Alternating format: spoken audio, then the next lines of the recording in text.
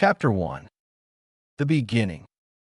It was the night of the QB attack on Konoha, and the Sandaime Hokage sat in what was once again his office.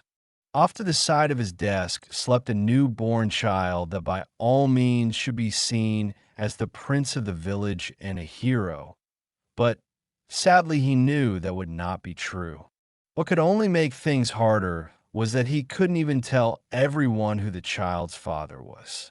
That he was the son of a Yondaime Hokage who made the ultimate sacrifice for his son and the village, but his father had too many enemies, and to do so would only endanger the child and village even more. As he reclined in his leather chair, which was the only thing he missed about the job he had to retake, he heard a voice that made his day somewhat better. "Sensei." Sarutobi looked up to see his most loyal student in Jiraiya of the Sannin, sensei to Yondaime and the young infant's godfather. "What is it that you want, Jiraiya?" Sarutobi said with a sad smile on his face. "Well, it's about Naruto." He paused, truly thinking about what he was about to say. "I want to fulfill my role as godfather and take the boy with me," he stated. "And why may I pray tale?" Sarutobi asked. He knew of Jiraiya's life and wasn't about to let his most irresponsible student take care of a baby. Besides it being the right thing to do, I have the feeling that I can turn the boy into the greatest ninja to walk the planet. Besides, it would have the privilege to say that they trained two of the greatest shinobi ever, he said with an all-knowing smirk on his face. "You can't possibly think that it would be safer to let him roam the village. You know they'll blame as the QB and take it out on him," he said. Sarutobi sighed, letting out a puff of smoke from his pipe, knowing that his student was right. "Fine, but bring him back when he is 12 so that he can at least graduate from the academy on time with kids his age," he finished and looked up to see his student laughing. "Haha, Sensei, 12 years will be unfair to the rest of those kids, but if that's what you want, don't worry," he finished, still chuckling a little bit. "And what should I expect him to know when he comes back?" Sarutobi, now a little more interested at the idea of what Jiraiya could actually do. "Oh, come on, Sensei. Where's the fun in telling you everything I plan to teach the Gaki?" Jiraiya paused when he saw the stern look on his leader's face. The Gama Sennin sighed. "Don't worry about his taijutsu, as I've been working on something special for him. Outside of that, Fuinjutsu, and maybe give the Gaki a weapon to have some fun with. But I do wish for one thing, and that is that you send Kakashi to meet up with me in 5 years to watch over him for a month every 3 months, and the final year before we come back to help the boy in his ninjutsu training." "And why do you need him that often?" Sarutobi asked, not liking the idea of his student leaving young Naruto alone, even if it is with Kakashi. "First off, I still do have to check in with my spies. And secondly, how else am I going to find time to do my research unless you want to wait longer for my next masterpiece?" He finished with a lecherous grin while his sensei lowered his head to hide his blush. "Fine," Sarutobi agreed, knowing that Kakashi would want to do anything he could for his sensei, and that he didn't have the nickname the Copy Ninja for nothing. And he couldn't stand the idea of having to wait for the Aiko Aika sequel. Upon hearing the conformation, Jiraiya quickly scooped the infant from the crib and left the office, but not before he reminded his sensei of the other headache he was left to deal with. "Enjoy explaining this one to the council." Sarutobi slammed his head on the desk, pissed that he forgot about that. "I can only hope he lives a longer life than your last student, and might want to take this job in my hands." He sighed and turned to go to bed, for tomorrow would bring forth his greatest enemy of all time paperwork. Council room. The council room was in an uproar. The civilians were the loudest, demanding to know what happened to the QB. The room fell deathly quiet the moment that the aged Hokage walked into the room and towards his seat. Once he took his seat, he looked around at the clan heads and village elders that were in their seats. He cleared his throat and prepared himself for the migraine he felt coming. Please calm yourselves. I will answer your questions to the best of my abilities.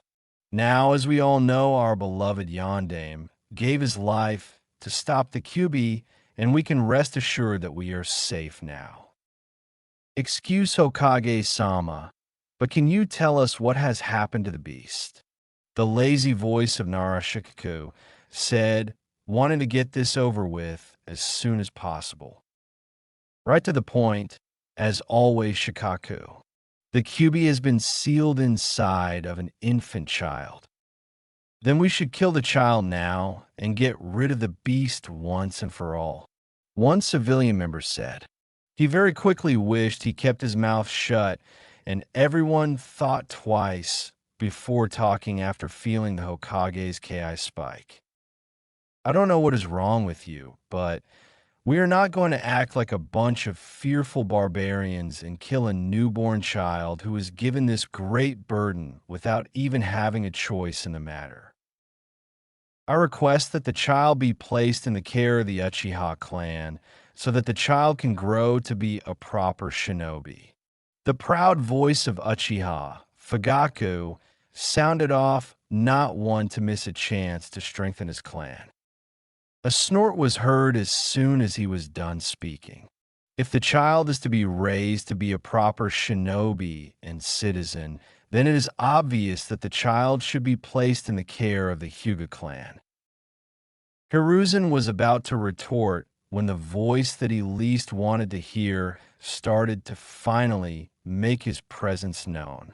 While I'm sure that both respected clans can raise the boy like they say, Sir Toby, he was cut off right there. The aged Hokage had heard enough of this, and he had much paperwork to finish.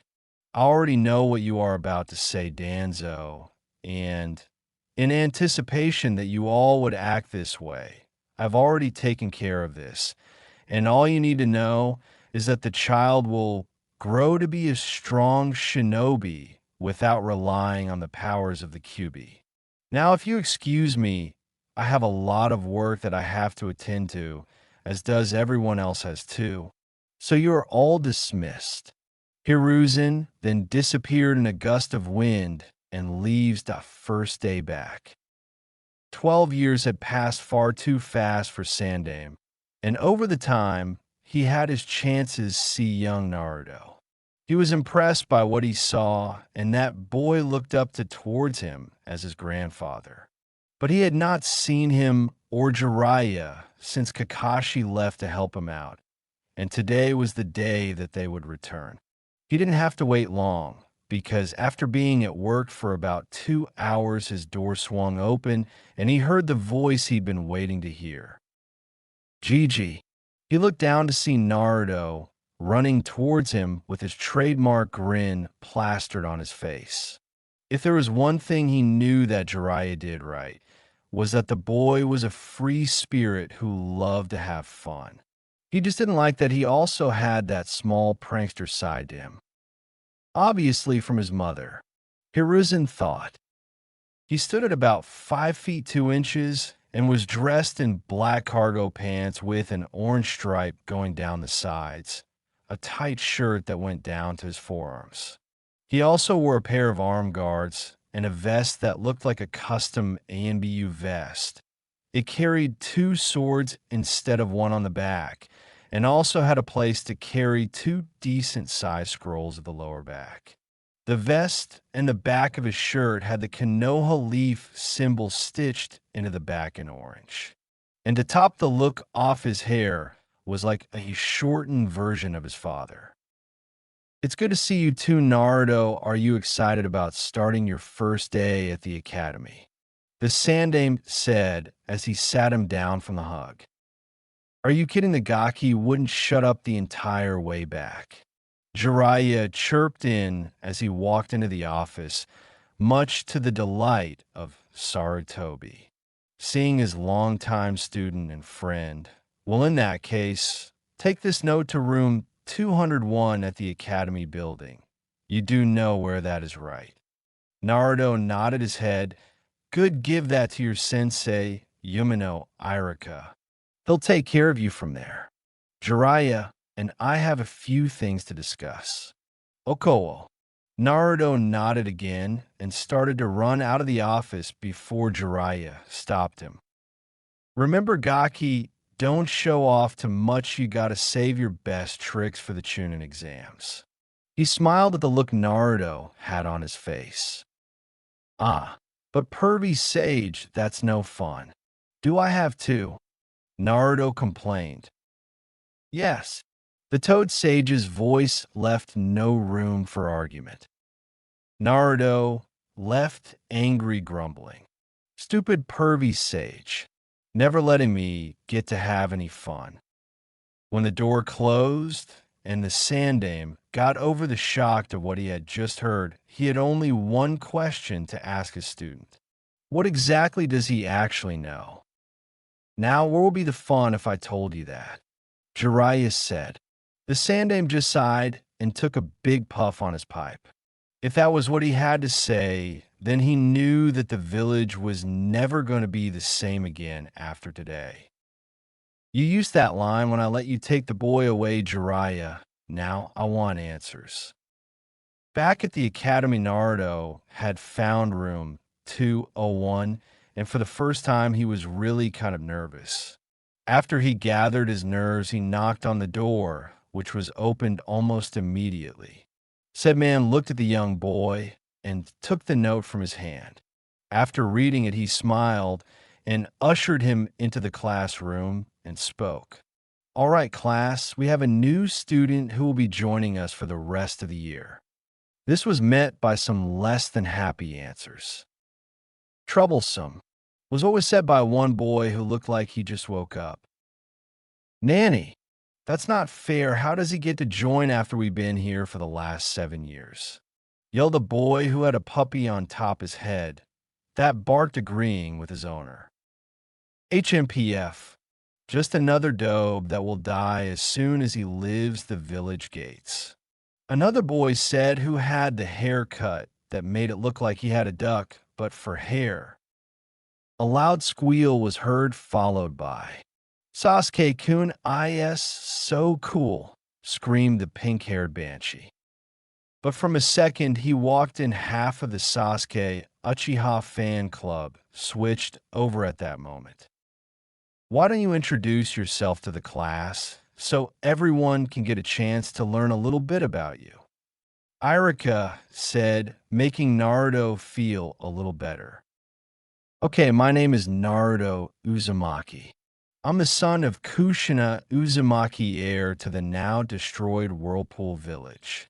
My dad's not really that important, but he was from Konoha.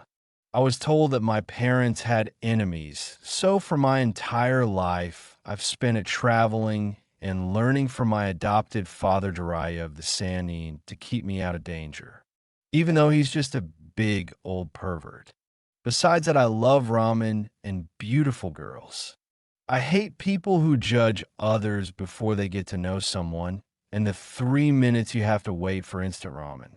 And finally, my dream is to become the greatest Hokage ever.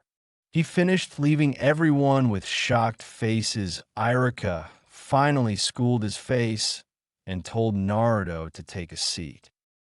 As he went to seat, 2 girls caught a hold of themselves first. The first was a platinum blonde with light blue eyes, who was dressed in purple. She then leaned over to the pink-haired banshee and spoke. Wow, cute, and the last son of Lost Village. You can have Sasuke forehead. I found me a new man worth my time. Besides, this one sounds like he will pay attention to me. The blonde stated.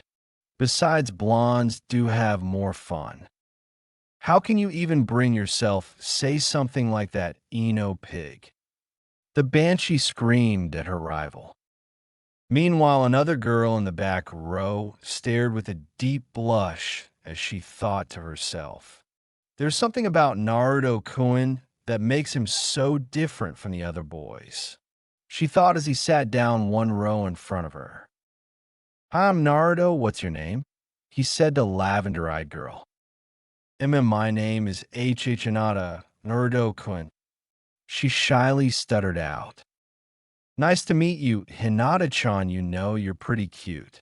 Naruto said as he turned around to watch the rest of the class. Meanwhile, Hinata's blush was blood red after hearing someone call her cute for the first time. Naruto thinks that I'm cute. After that, she promptly passed out. She hit the ground with a surprisingly loud thud. Araka-sensei, look what the new kid did to Hinata. The kid with a puppy on his head that barked in agreement with his master yelled. When she came to the class, continued, and it did so with a different attitude than when he first arrived. Most of the boys were laughing at how easy it was to change the Sasuke fan club, while some were wondering if what he said was true about Jiraiya being his father and teaching him. Most decided to blow it off as someone just trying to make themselves look good in front of the class. While half of the girls didn't care if he was lying or not, all they knew was another cute boy was in the class. When lunch came around, one thing that made the instructors start to believe what the blonde boy said about growing up with the infamous lecher. Naruto was a natural when it came to talking to the rest of the girls, whereas Sasuke was being his usual brooding self. But for someone who was raised by the world's biggest pervert, he had amazing self-control and knew what he wanted already, but he didn't mind all of the female attention. But the girls were in for a surprise right before lunch when Naruto told them all something to make them think. So Naruto-kun, what kinds of girls do you like? Asked a random girl in the group, which made all the girls quiet down so they could hear the answer. Well, I don't know completely, but I do know one thing, and that is whatever girl I do date, she will be strong, because I don't want to have to worry too much when she goes on a mission. That and the right amount of muscle on her. Being real thin may be nice on a civilian, but on a kunoichi, it isn't very appealing. I like athletic girls. And with that, the bell rang, sending the girls to class with something to think about for the rest of the day. The rest of the day was spent showing them that he probably was trained by who he said he was as he excelled in the entire field test. Making one duck, but Emo Pants realized that his Rookie of the Year wasn't going to be so easy anymore. When class finally ended, Naruto headed to the Hokage's office, which was a good way to get rid of all the fangirls now chasing after him. As he entered the office, he saw the Sandaime and Jiraiya still catching up. On Naruto, how was your first day of school? Sandaime spoke up. It was great, Gigi. At first, they were mad that I was joining them the last year. But after I told them that I've trained with Pervy Sage here my whole life, everyone shut up. Plus, I ended the day having a fan club of girls. I'm already better than you or Pervy Sage, according to Bachan. The boy finished, leaving Sarutobi wondering who Bachan was, so he looked at Jiraiya. Tsunade, he said. She lets him get away with calling her that? Sandaime said. I've been trying to figure out how he gets away with that for years now. Dumb luck, I guess. Sensei, you have no idea. You know Tsunade's luck when it comes to gambling. Sandaime nodded. When the kid's around her, she always has a winning streak, with nothing bad happening in her future. You'd be amazed at how he does on scratchers, the Toad Sannin finished. Hey Gigi, where am I living at? Cause I know he's not staying with all the research that needs to be done with that deadline coming up. Both older men laughed at this, while Sarutobi gave the boy the keys to his apartment, while saying his finale goodbyes to his godfather. Hey Gaki, I'll be back in time for the Chunin exams. I expected to see you put on a new vest that day, all right. The white-haired man said. Believe it, the young boy said before he left the office. When he came outside, he saw one girl still outside waiting on him.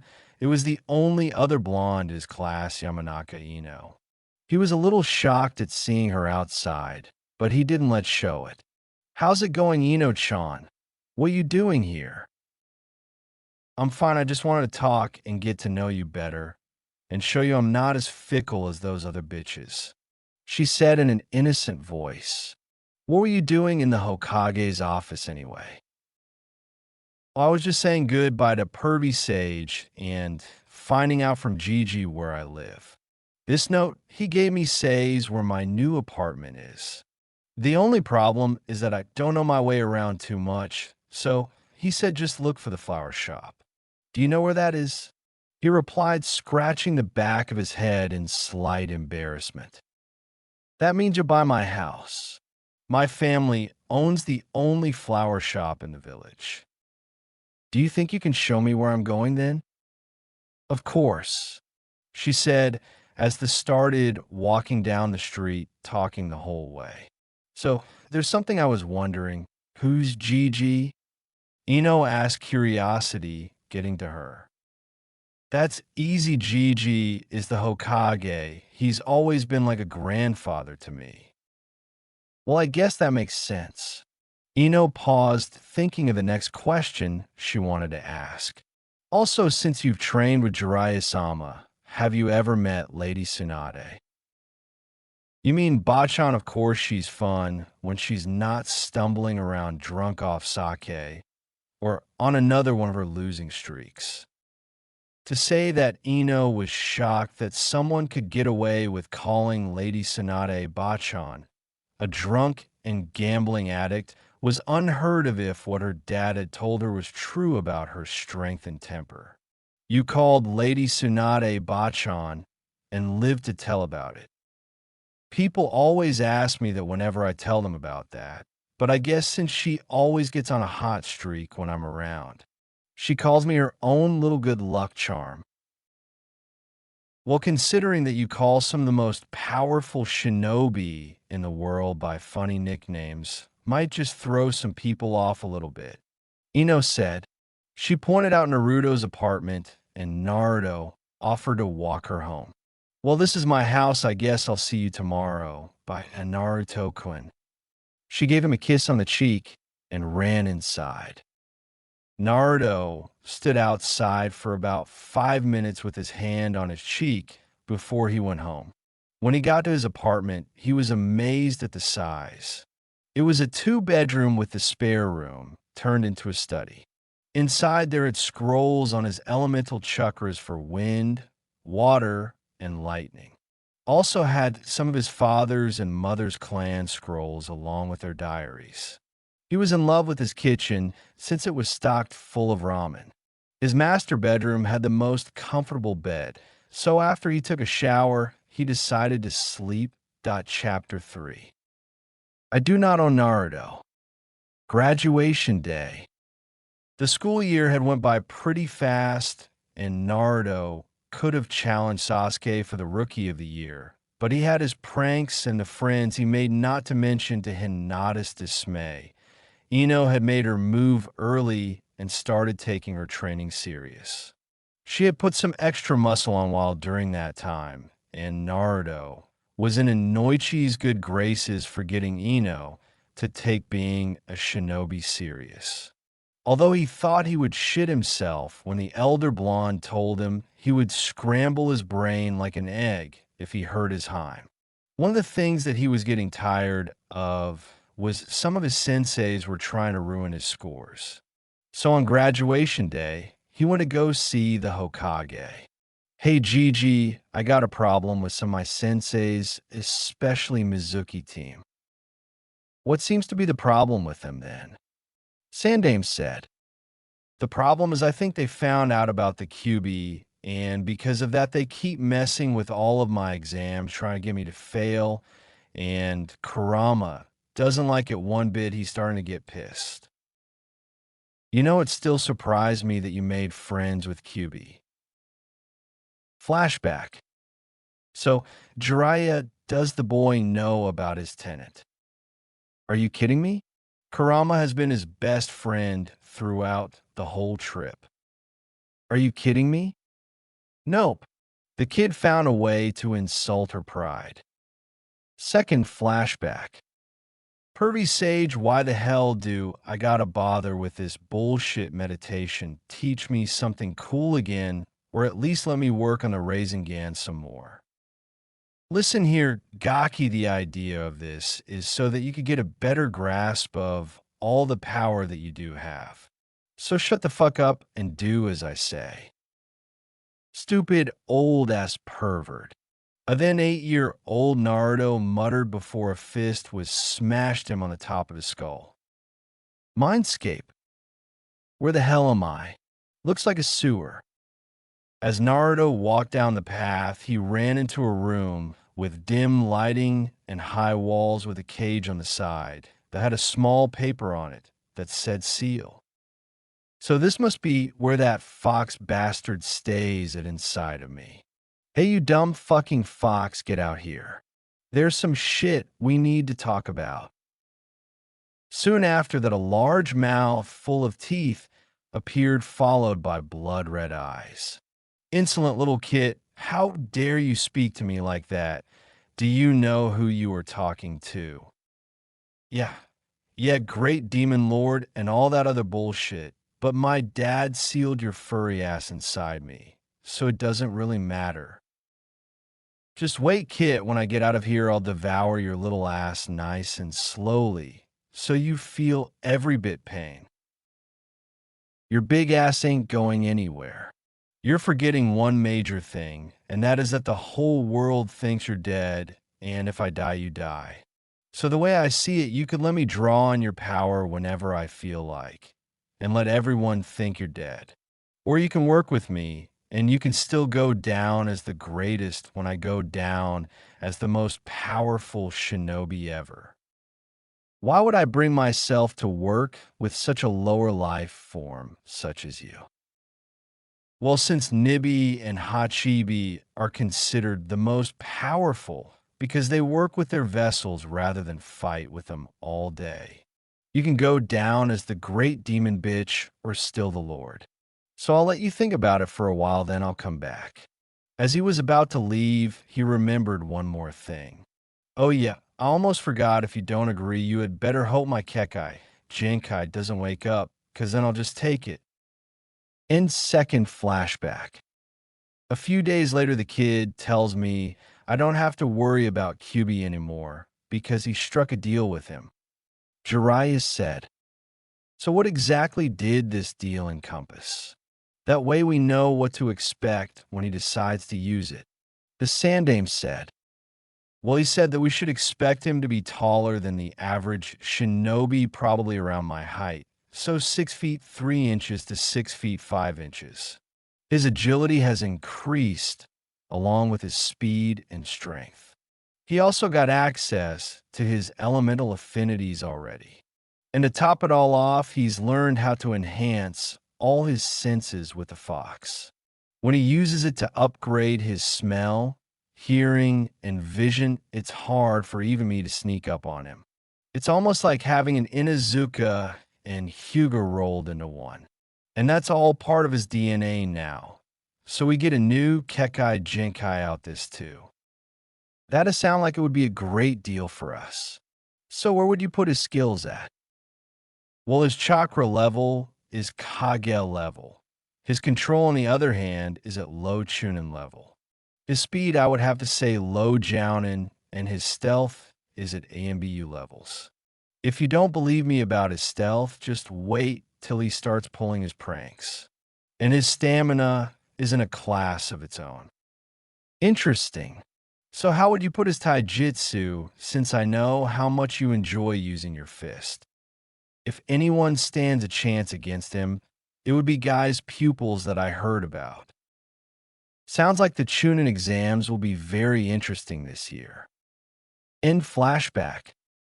In that case, then if anything strange happens, let me know right after class. You got that Naruto right after. I get it, but can I at least have some kind of fun this time because I haven't let loose in a long time? I'll think about it, now leave. When he went to school, it started out like a normal day. He talked to Ino and the rest of his friends, and once class started, he noticed things weren't right from the start. To start off the day was his written exam, and just like what was expected, Mizuki put a Jinjutsu on his test. He dispersed it and passed. When it came to the Taijutsu, that's when he got to have fun. When he saw some of his friends, he decided that he was finally going to show off a little bit. Hey Kiba, you ready for this test? Because you know I'm going to kick your ass in this. Naruto said, man, I knew blondes were stupid, but I didn't know it was this bad. There's no way you'll do better than me.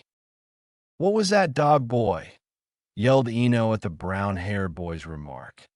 Besides, if Naruto-kun says that he'll do better than you, then you can believe that he will.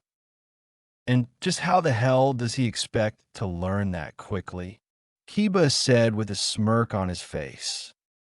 Has it ever occurred to you that I just might be holding back so the emo team over there doesn't get his feelings hurt? Naruto said with a smug grin on his face. Kiba looked at him like he was crazy before retorting back to his answer, as if anyone would purposely do badly throughout the year. You'll see by the end of the day. Besides, did you actually think that you were smarter than Shika? Was all the blonde would say before Irika walked into the classroom. All right, everyone sit down and be quiet. We have a lot to do today. When the class didn't settle down, he decided to use his patented big head jutsu. I said sit down and shut up. The class promptly quieted down.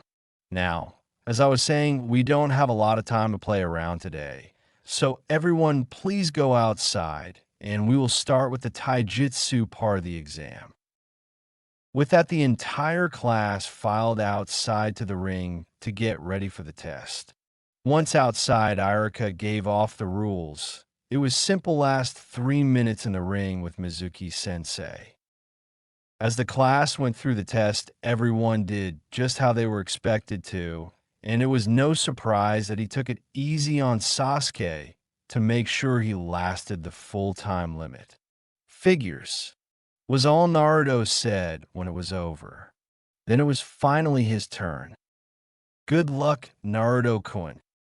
Thanks, Inoheim, but this shouldn't be that hard. He replied back.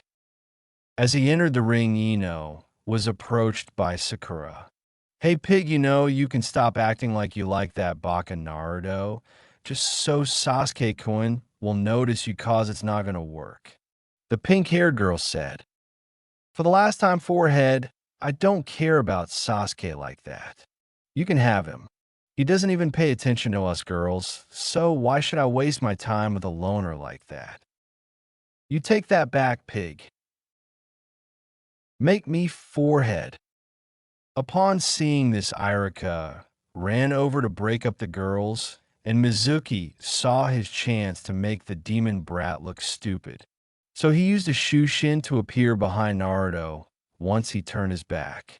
The only problem was that the blonde saw it and used his own to get behind him and kick him in the back. Upon hearing a scream, the rest of the class turned their attention onto the fight. Once he got up, Naruto got into a stance in which he stood sideways with his feet constantly moving and his forearms moving up and down the whole time. Having never seen this stance before, Mizuki had to voice his opinion. What the hell kind of stance is that? It's called Jeet Kune Do, way of the intercepting fist. It's what pervy sage has been teaching me since I could walk. And with that, the young Jinchuriki shot at his sensei, giving him a hard knee to the gut, causing him to double over. After that, he followed it with a kick to the face with 3 quick rib shots and another kick to the back of the knees. When Mizuki hit the mat, Naruto paused like he was going to give him a chance to stand back up, before he grinned again and gave a mean sidestep kick to his face, knocking him out. As the blonde turned around, he had the sense to at least look somewhat embarrassed, as everyone stared at their unconscious sensei and the blonde standing over him. The silence was broken by the president of the Naruto fan club at that moment. I told you, Kiba, that Naruto-kun would have no problem doing better than you, Ino said, causing Kiba to grumble something about know-it-all loud-mouth blondes. Irika was the second one to break the silence. All right, class, it's time to move on to the obstacle course, and I'll meet you there. And so the rest of the day continued like that, with Sasuke getting the high score, only for Naruto to get higher than him afterwards. What is it that makes the dope so strong, and why don't I have that power?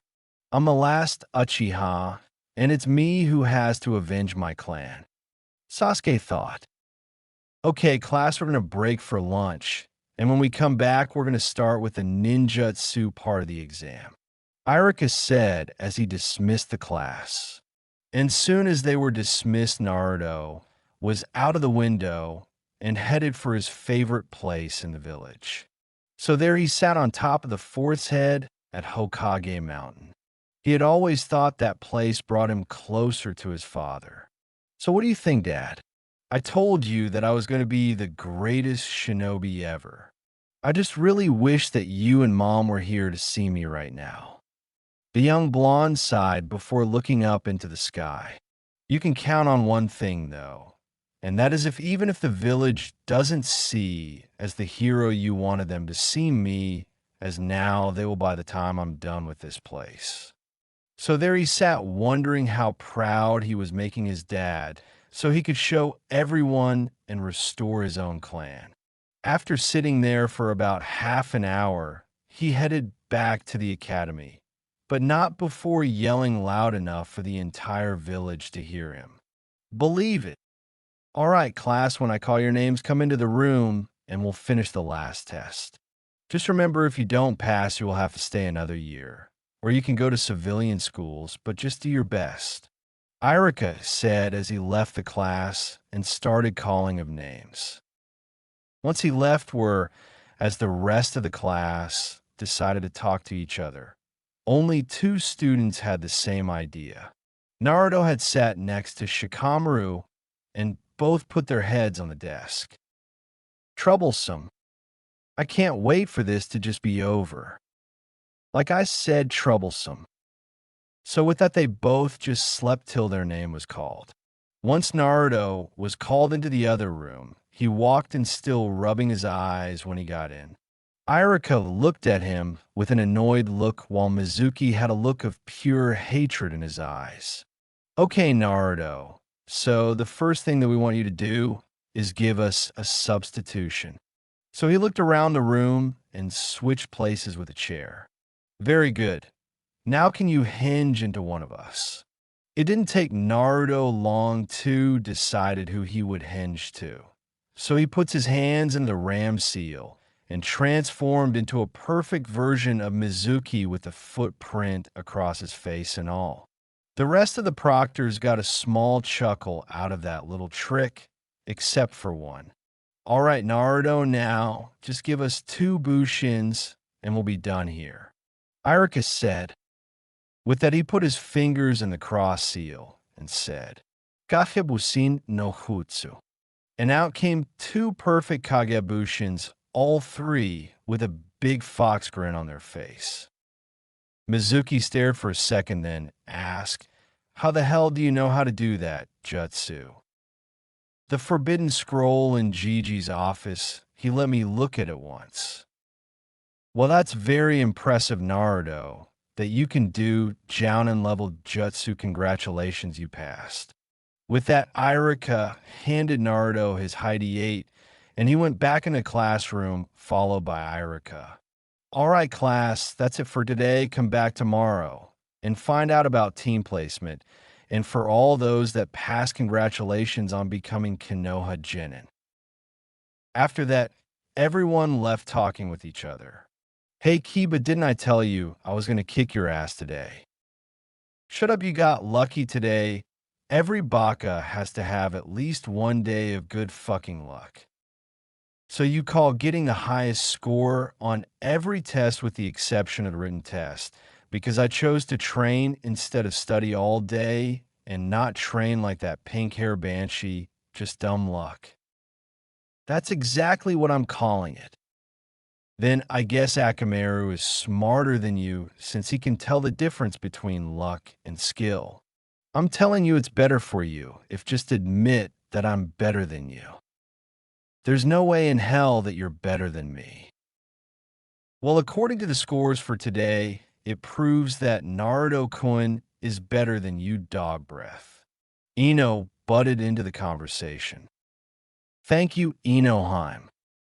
You're welcome, Naruto-kun. Right before they were about to leave the academy, Mizuki called Naruto over to him. What is it, Mizuki-sensei? If it's about today, I'm sorry. I just thought you could take a small joke. Inwardly, Mizuki was pissed. How can this little brat give me this half-assed apology like that? But being the shinobi that he was, he kept a calm face and just laughed it off. No, that's not it. I just want to try and help you by telling you there's a way so that you can choose your own team. Really, Mizuki-sensei? What do I have to do? I'll do anything to make sure I'm not on the same team Sakura and the team. Well, that's simple. All you have to do is steal the forbidden scroll from the Hokage's office and bring it to me in the woods. So, if I do this, I can make sure that the pink-haired banshee and duck, but aren't on my team. That's it. Just meet me at the old shed out in the forest. You can count on me. With that, Naruto ran off with Mizuki smirking at his plan. He'll do this for me, and then I can kill him and get the scroll all for myself and leave this village. He thought, but what he didn't know was that Naruto saw straight through his plan and went to go tell the Hokage what was about to happen. There was a knock on his office door. Enter, said the Sandaime, and in came his favorite blonde. On Naruto, to what do I owe the pleasure for today? Hey Gigi, I just came here to tell you that Mizuki-sensei is trying to set me up. Ow! He want me to steal the forbidden scroll and bring it to him at the old shed out in the forest. Well, my guess is he plans to just kill me and leave. So what do you want to do about this then? I say we do what he thinks is going to happen, and I beat the shit out of him up and down the forest. Naruto Mizuki is a highly trained chunin. What makes you think that you can beat him all on your own? Sarutobi asked with a little concern in his voice. Come on, Gigi, pervy sage, maybe a little bit on the weird side, but he didn't become a Sannin for no reason, and he taught my dad. And he's been my sensei my whole life, so of course I can handle just one average chunin by myself. Besides, do you have such little faith in the student that you trained yourself? The old man sighed and shook his head at the 12-year-old in front of him, definitely Kushina's son. Hiruzen thought to himself, very well then, but I'll be watching and have an AMBU squad ready to pick him up or help you if you need it. The third added, just to make sure nothing went wrong. And with that, Naruto left the office to go get ready for later on tonight. Later that night, Irika heard someone knocking at his door, So when he answered it, he was surprised to see Mizuki waiting for him, looking a little out of breath. "Mizuki, what are doing here at this time of the night?" he asked. "It's Naruto. He stole the forbidden scroll and was last seen running into the forest." "Why the hell would he do that?" "I don't know, just get dressed and maybe we can catch him." And with that, he left with Irika, quickly putting on his clothes and heading out.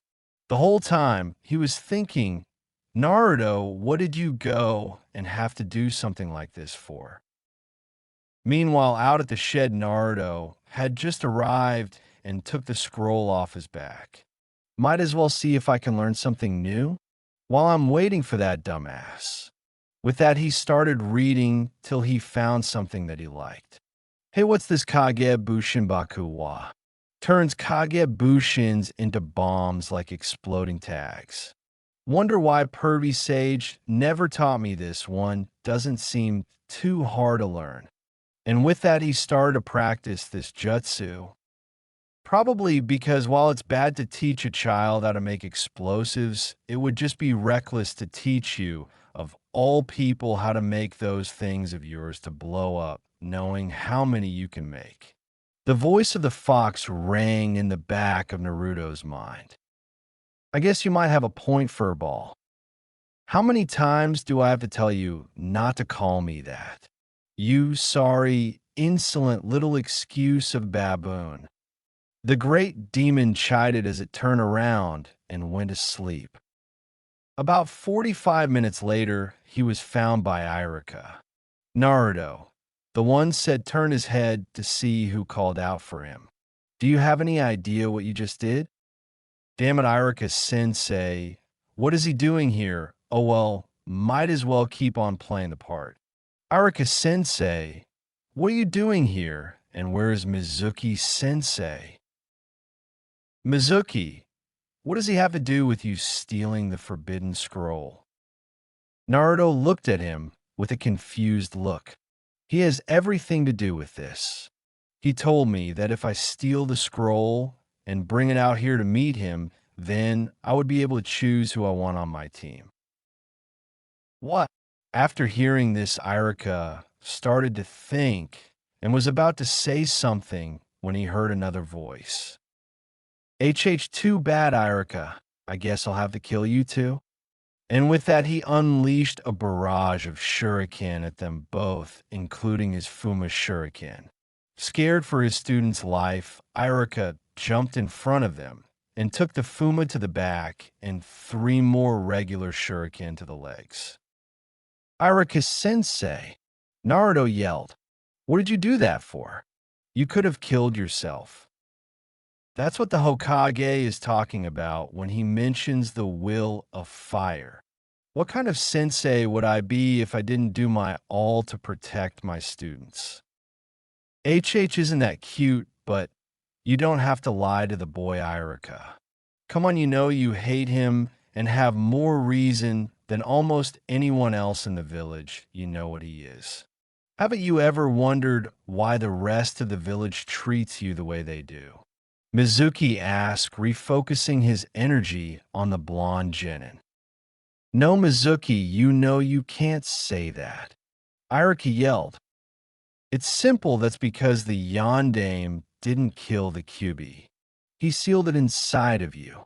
That's right, you killed his parents and countless others in the village." Naruto stood there with his head down, shaking furiously. Irika had his head down, and while Mizuki was laughing, thinking about how easy this was going to be. Meanwhile, Naruto was busy talking with the Kyuubi. "Can you believe that dumbass thinks I don't know this already?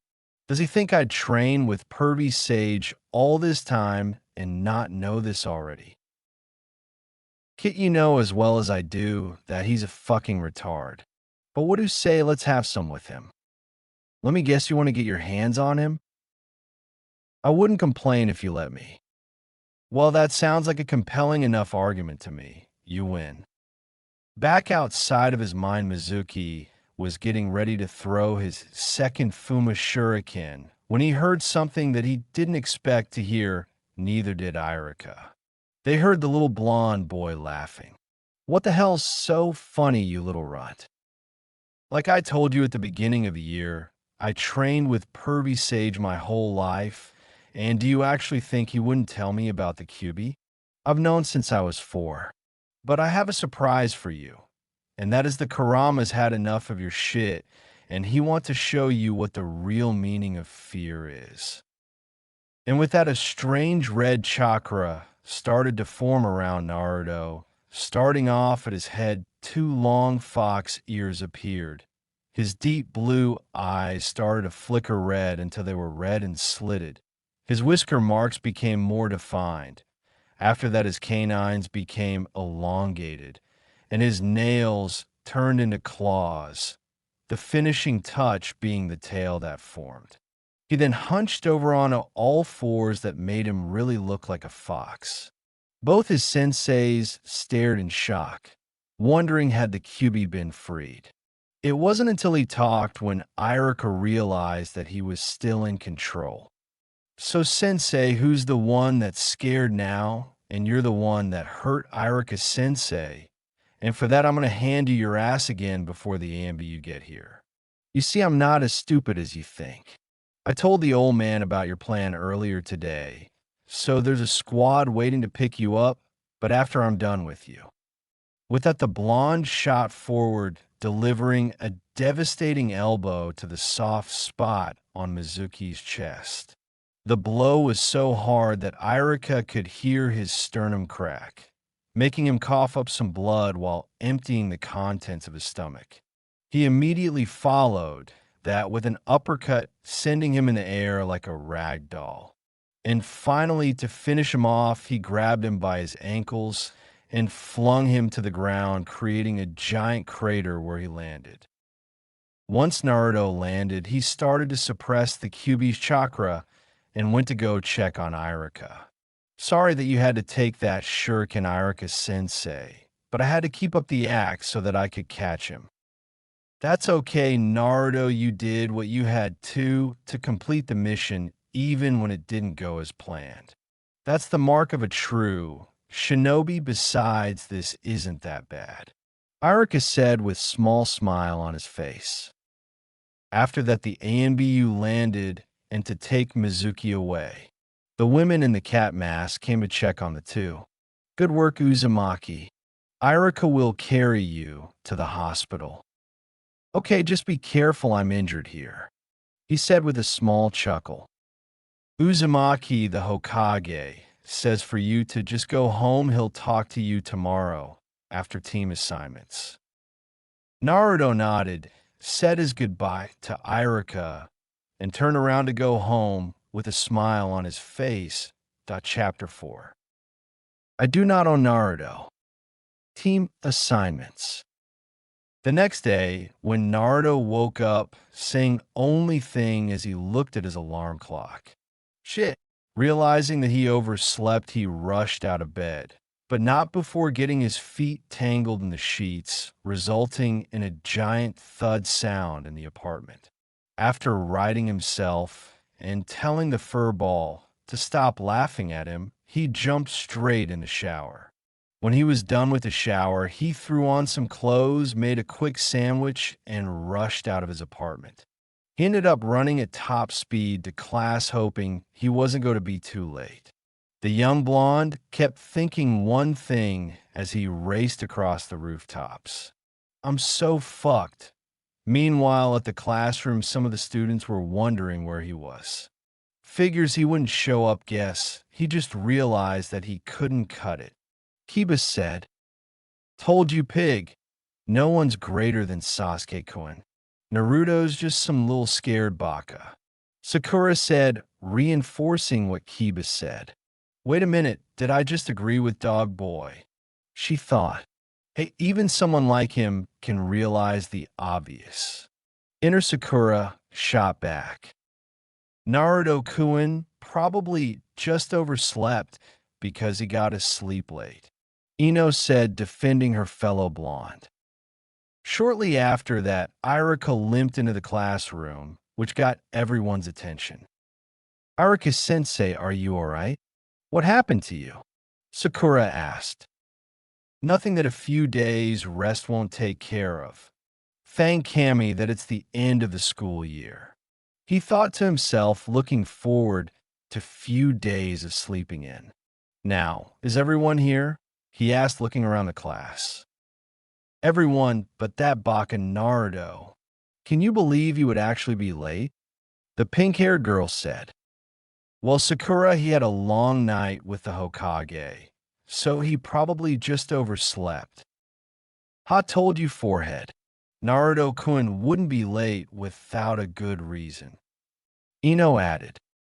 Right on cue, Naruto came running into the class with sweat dripping down his face. Sorry I'm late, Iruka-sensei. Before he could say anything else, he was cut off. That's okay. I didn't expect you to be on time today. That's why I came a little later myself. So just go take your seat. With that, he went to his seat and sat down. All right, class, pay attention while I call out your names so that everyone hears what team you're on. Skip 1 through 6. Team 7, Haruno Sakura, Uchiha Sasuke. Yes, take that, pig. True love wins again. The pink-haired girl yelled out. As I was saying, the final member of Team 7 is Uzumaki Naruto, Jonin Sensei, Kakashi Hitaki. Not that baka, Sakura said. No, not the emo Tiami and the pink-haired banshee. Kami, what did I ever do to deserve this punishment? The blonde said, slamming his head onto his desk, causing the entire class to start laughing. Shikamaru and Choji looked at Naruto, and the pineapple-haired boy replied with the only answer he could. Troublesome. Yes, sorry about that, man. Choji added, I wouldn't wish that on anybody. Suppressing a chuckle, Iruka continued on. Okay, team 8, Aburame Shino, Hyuga Hinata, and Inazuka Kiba, Jonin Sensei, Yuhi Kurinai. Team 9 is still in circulation, so Team 10 is Akamichi Choji, Nara Shikamaru, and Yamanaka Ino, Jonin Sensei, Asuma Saratobi. With that, everyone broke off into their teams to get to know each other better, while Naruto just went to sleep. Upon seeing this, Sakura immediately yelled at Naruto. Naruto, you baka, what the hell are you doing going to sleep? What if our sensei comes in the door right now? Sakura, first, there's no need to yell. Second, didn't you hear the name of our sensei, Hitaki Kakashi? That guy would be late to his own funeral. She was about to yell something back when a bearded jonin with a cigarette in his mouth spoke up. He's right, you might as well save your energy if you're waiting on Kakashi. How's it going, Naruto? Staying out trouble, I hope. I'm doing fine, and I stay out of enough trouble, Sigs. Now, if you excuse me, I have a nap to get back to. All right, you do that, team. Tenure with me. The red-eyed woman next to him spoke up after that. And Team 8, you're with me. With that, the 6 Genin got up to leave with their teams, with Ino turning around to say bye to Naruto before she left. Bue Naruto-kun. By Inoheim, have fun with Sigs. As time passed, everyone else in the room left, and soon it was just Team 7 waiting on their sensei.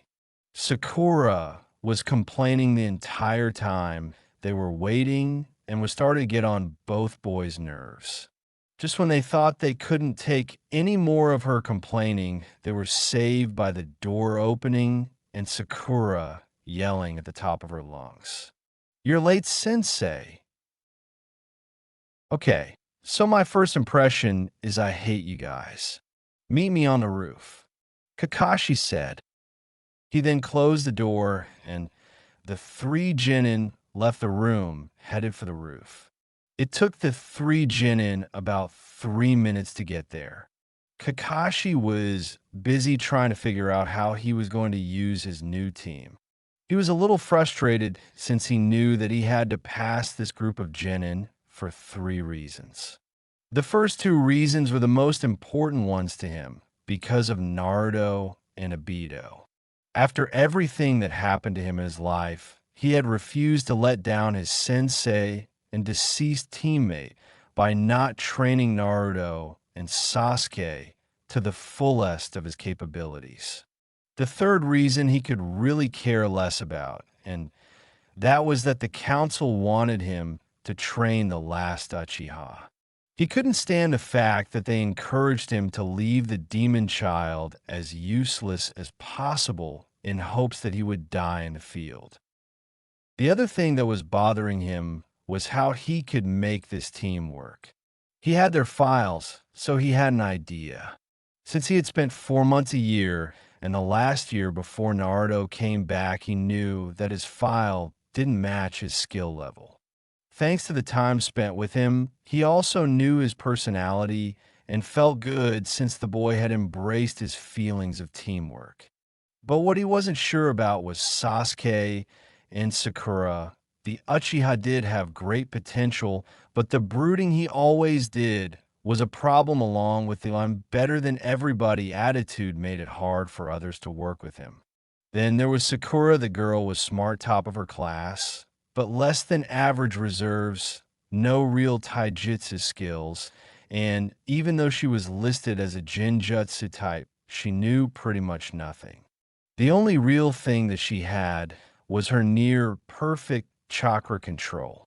Kakashi sighed. Why couldn't I get the Yamanaka girl? But who am I to break up the Ino Shikacho trio? After that, his three new charges made it to the roof and sat down in front of him. All right, you three, so I could get a better idea of you, why don't you each stand up and tell me something about you? You know your likes, dislikes, and dreams. Pinky, why don't you go first?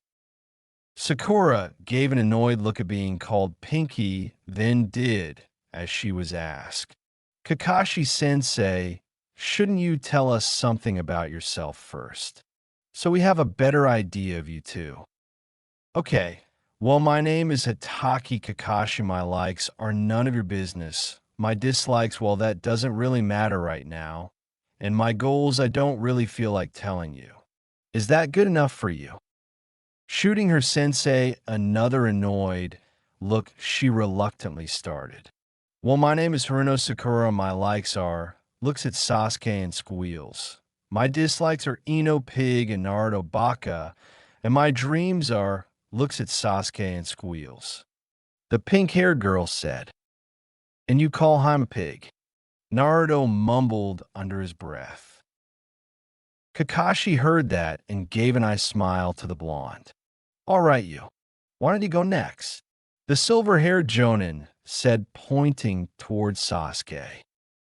HMPF, my name's Uchiha Sasuke. My likes and my dislikes don't really matter in my dreams. I don't have any dreams, it's more of an ambition, and that is to kill a certain someone and restore my clan. The last Uchiha said, you have to talk to girls to be able to do that last part, team. The blonde mumbled again under his breath again. Once more, Kakashi, I smiled at Naruto before speaking. Okay, Blondie, since you have so much to say, why don't you finish this off so we can go home? Finally, the names Uzumaki Naruto. My likes are Ramen, Training, Inoheim, Gigi, Pervy Sage, Bachan, and Shizune-chan. My dislikes are people who don't like others because of things out of their control, those that become a ninja for the wrong reasons, and the 3 minutes you have to wait for instant ramen. And my dream is to one day become the greatest Hokage ever. Believe it. I see. Now that that's over, meet me at Training Ground 7 tomorrow at 6 in the morning for your Genin test. Kakashi said, getting ready to leave before he was interrupted. But Sensei, we already took our test to become Genin. Sakura pointed out in an obvious tone of voice. Actually, that test was just to see if you had the basic skills to become Jin and Wei.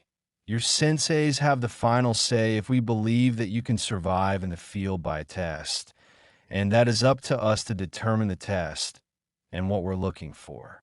The man whose silver hair defied gravity said. So like I said, 6 in the morning, be there sharp. Oh, and don't eat breakfast, you'll just throw it up. Jun. Sakura paled at the thought of what could he have them doing for him to say don't eat breakfast. Sasuke had a whole new resolve. He wasn't going to let some loudmouth dope and some over-obsessed fangirl stop him from doing what he must do. Then there was everyone's favorite blonde who gradually just got up, flipped off the roof, and left to go to the flower shop. When he arrived at the flower shop, Ino was at the counter looking at a magazine when she heard the bell ring. Welcome to the Yamanaka Flow. Oh, Naruto-kun, what are you doing here? Just thought I'd stop by and see how the prettiest girl in Konoha was doing, and I also wanted to know what you thought about Sigs.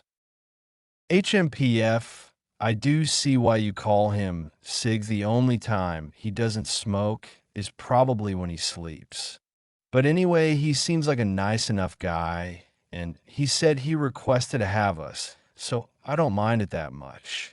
And to answer your first question, I'm doing just fine now that you're here. So how do you think it's going to be having Forehead and the team on your team?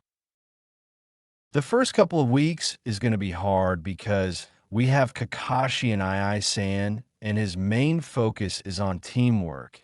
And I know it's going to take a long time before those two realize that. I'm just hoping I can get it through their heads before he fails us tomorrow. Nissan.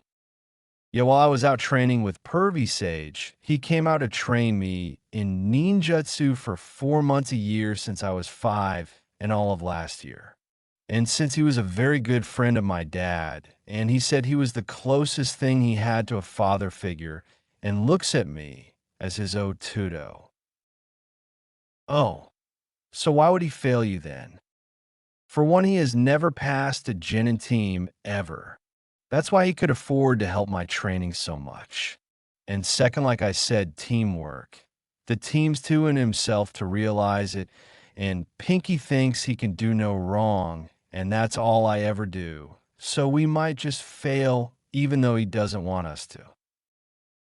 Sure does makes me happy that Shika, Choji, and I have been friends since we were little. Wait a minute, I thought you didn't know who your dad was, so how do you know that he was your sensei's friend?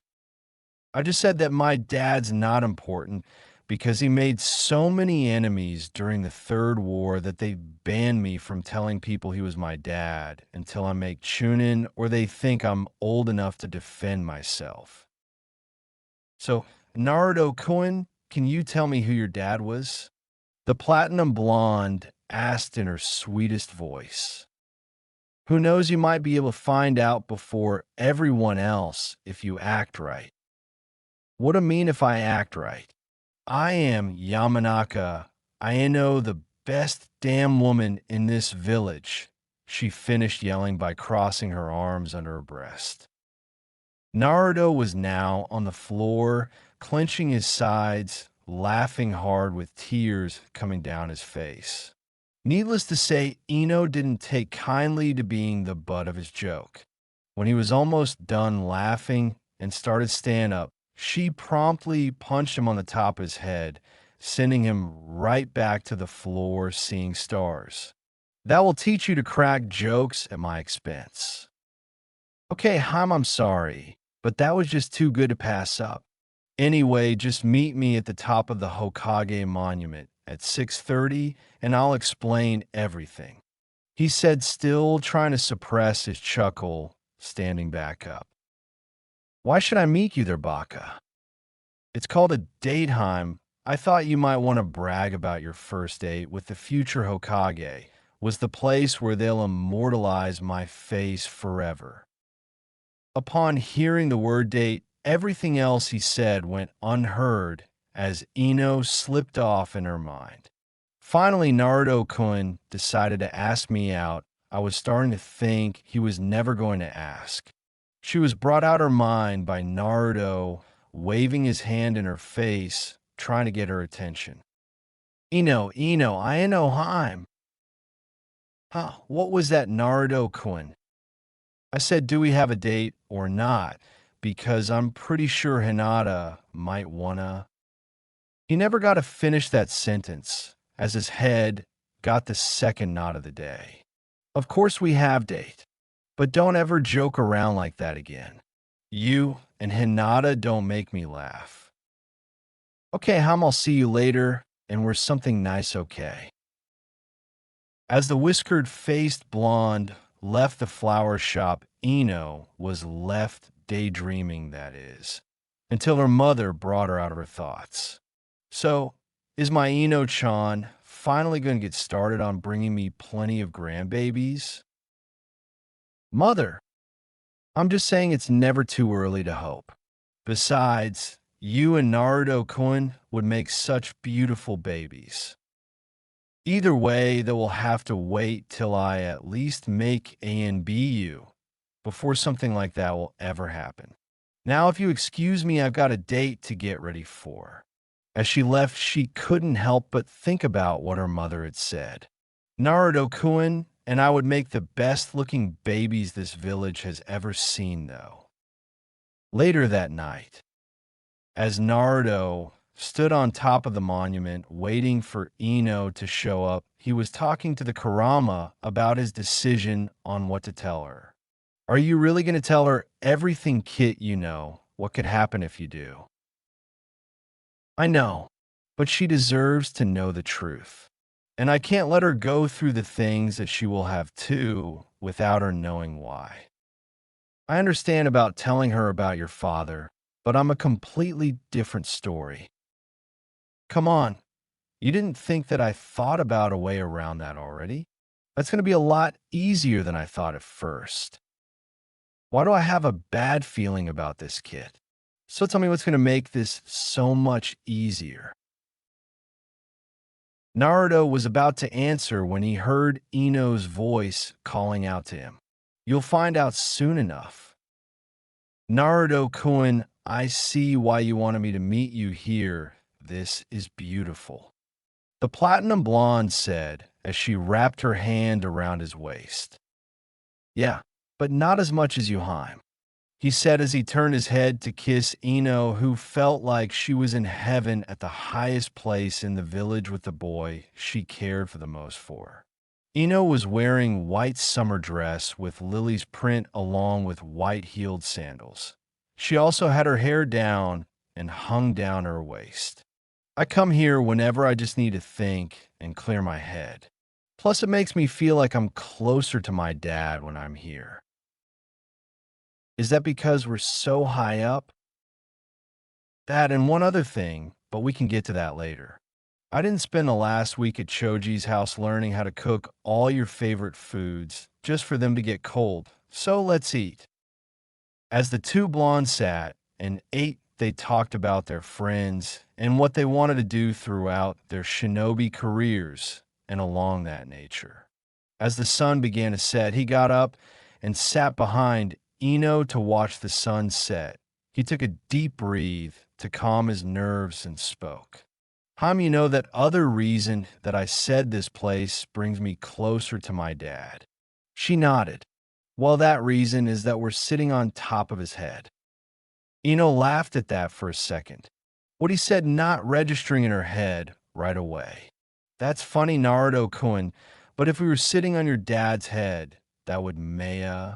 As she turned around to look at him with wide eyes, the gears in her head started to turn. That would mean you're Yandame's son? But how could that be? None of the history books ever said anything about him having a son. They all said that he was the last of the Namikaze clan.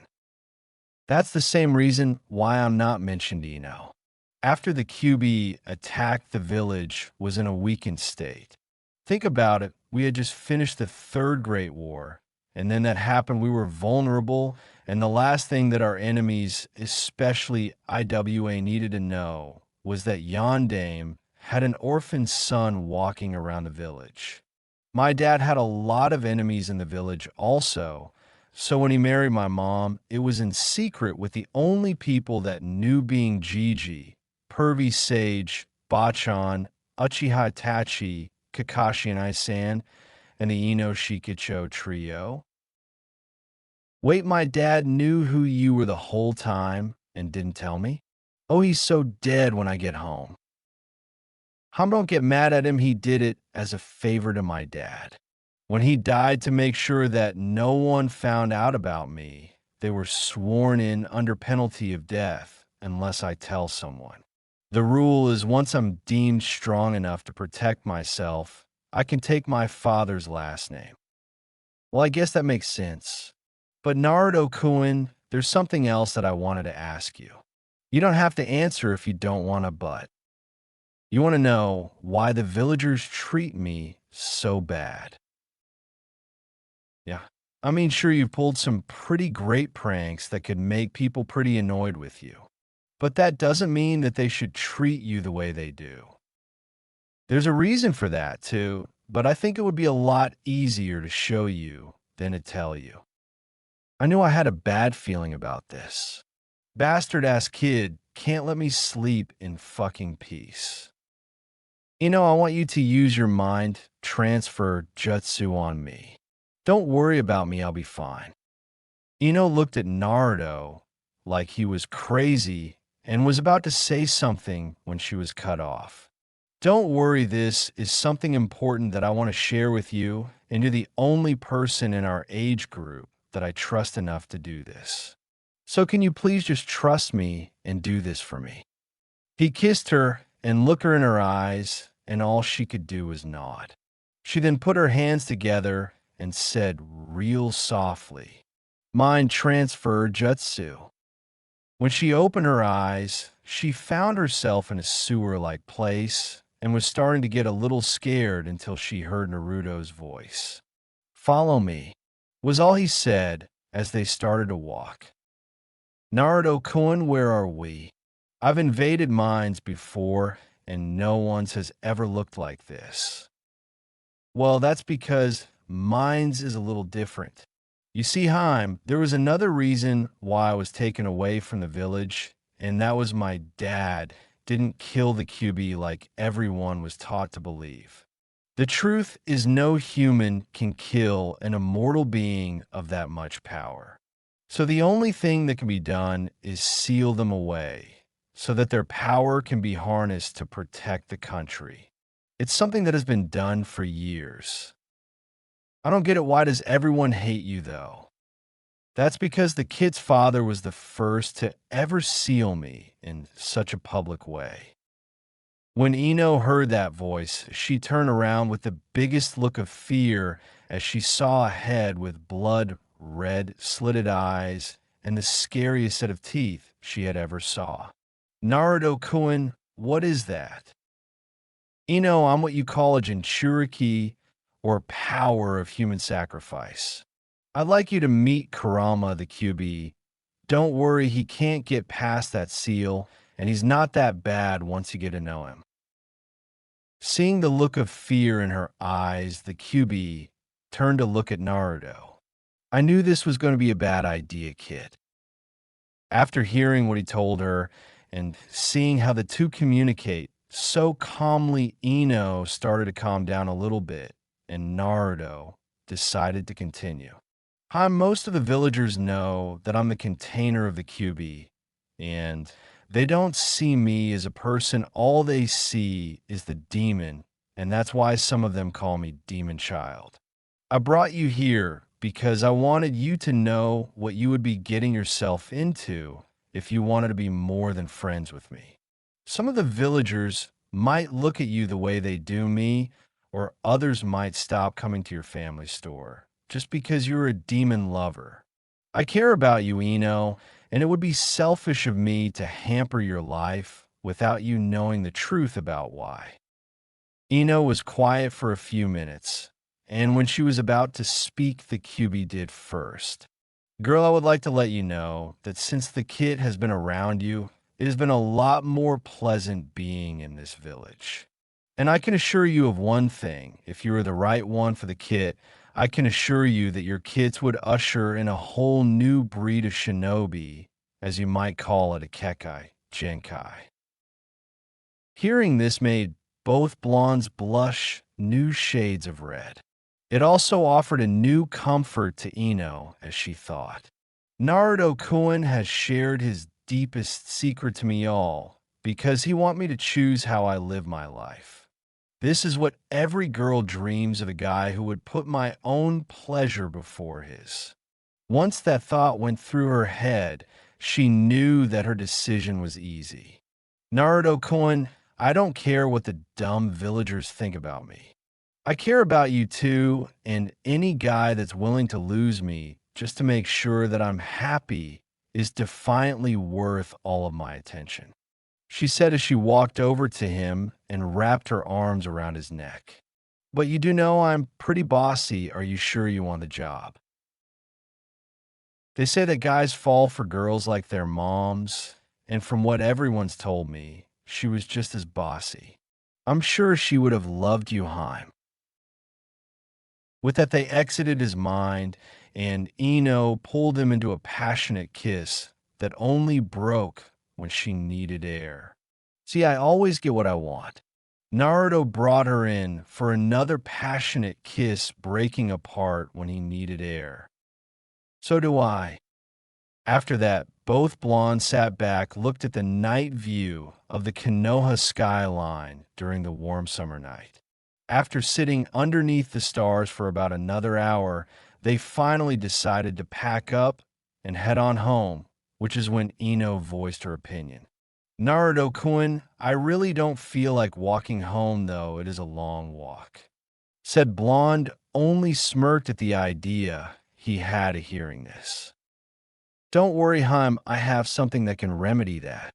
He then flashed through a few hand signs and yelled, summoning Jutsu. With that, a giant plume of smoke appeared, and when it cleared, there stood a toad about 7 feet tall with a necklace that had the kanji for friendship on it. Ino, this is Gamakin. He's pretty much Pervy Sage's favorite summon. He doesn't talk much, though. I would have called mine, but he's too small to carry anyone. You'll meet him sooner or later. Let me guess if I act right, she said sarcastically. If you feel that way, I was just going to say if we ever have any free time during the day. The look of embarrassment on Ino's face at insulting herself was priceless, Naruto thought as he suppressed a chuckle and helped Ino on to the back of the toad. Now, just hold on tight. This is the really fun part. You ready? She nodded. All right, Gammak into that house right there. Naruto pointed, and when the toad realized where they were going, he nodded and took a giant leap off of Hokage Monument. Ino let out an ear-piercing scream that could be heard throughout the village. For the next couple of weeks, villagers could only imagine what the demon child did, as all they heard was, Naruto-kun, I'm going to kill you. When they finally arrived at her house, they dismounted the toad, and Naruto told him he could go home. As they stood in front of her house, they leaned on the wall, embracing each other, not wanting the night to end. I had a wonderful time tonight, Naruto-kun. Me too, Heim. I'll set something else up as soon as I find out when I have the time, okay? He leaned in for a soft kiss on the lips and pulled away. Night, Heim, sleep well. I will, Naruto-kun, you do the same, was what she said as she entered her house and started to walk to her room, still in a dream state that she really didn't even completely come out of when her parents stared talking. How was your date, princess? Inoichi asked with a slight tone of pain in his voice, even thinking that someone got to take his daughter out before he even got the chance to scare the shit out of him. It was perfect, Daddy. Great, then that means that I won't have to wait long for my grandbabies. Ino's mother chirped in. Honey, please don't joke like that. I still got to get over the fact that she's dating first. So, Princess, what made the date so perfect? Inoichi asked his daughter as she was going up the stairs. We had a picnic at the top of Hokage Monument. Do you know that he spent time at Choza's last week to find out how to make my favorite foods? Then we sat back and watched the sunset. It was when she was at her door that she got a great idea to get back at her dad. Oh yeah, he also told me he was Yandame's son and let me meet the QB. Night, Daddy. She trailed off as she closed her door and waited for his reaction. Oh, that seems like a pretty normal duh. He did what? Was all she heard as she giggled while getting ready for bed. Chapter 5. I do not own Naruto. The Bell Test and D rank missions. The next morning at 6 found Sasuke and Sakura waiting at Training Ground 7, waiting for Kakashi. Sakura was annoyed that her sensei wasn't there yet, and neither was Naruto. The only good thing that did come from this was that this gave her plenty of alone time with her precious Sasuke-kun, much to his annoyance. Meanwhile, everyone's favorite blonde was just starting to wake up and was headed for the shower. His time spent with Kakashi already let him know that if he said 6, he really meant 9, and was willing to bet everything he had that those two were there already and didn't learn their lesson from the day before. Once he got out of the shower, he made himself a light breakfast, just something that can handle a lot of running and still make it till lunch. It was going on 8 when he left his apartment and headed to the grounds. When he got there, it was just as he thought. His two teammates were already there looking hungry and pissed. Sasuke was lying on a tree, trying to ignore Sakura, and when she wasn't bothering him, she was busy pacing back and forth, mumbling something incoherent. So seeing this, he just decided to conceal his chakra and hide in a tree. At 9 o'clock, Kakashi appeared in Swirl of Leaves. Yo, was all he said before he was reminded why she was called a banshee. You're late again, sensei. And so is Naruto Baka. Kakashi looked at her like she had grown a second head before answering. Actually, Sakura Naruto's not late. He's just hiding from you guys. I'm surprised you haven't noticed him yet. Hearing this, Sasuke decided to speak up, not wanting to believe that the dobe could have been here this whole time and he not notice. As if the dobe has enough skill to be here and neither one of us notice him. Yet what Sasuke-kun said, that Baka is nowhere near that good.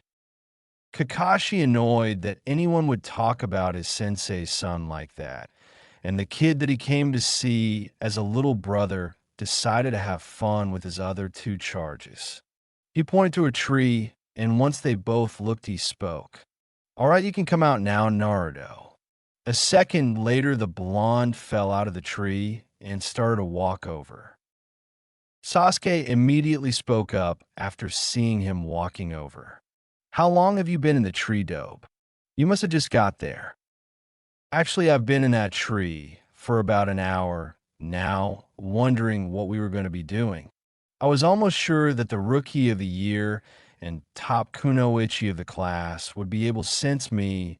I am the dobe after all. But since you couldn't, I guess that would make you two the dobe's team. Sakura interjected, not wanting him to have the last word. But like I said, sensei, he was late, so he deserves to be punished.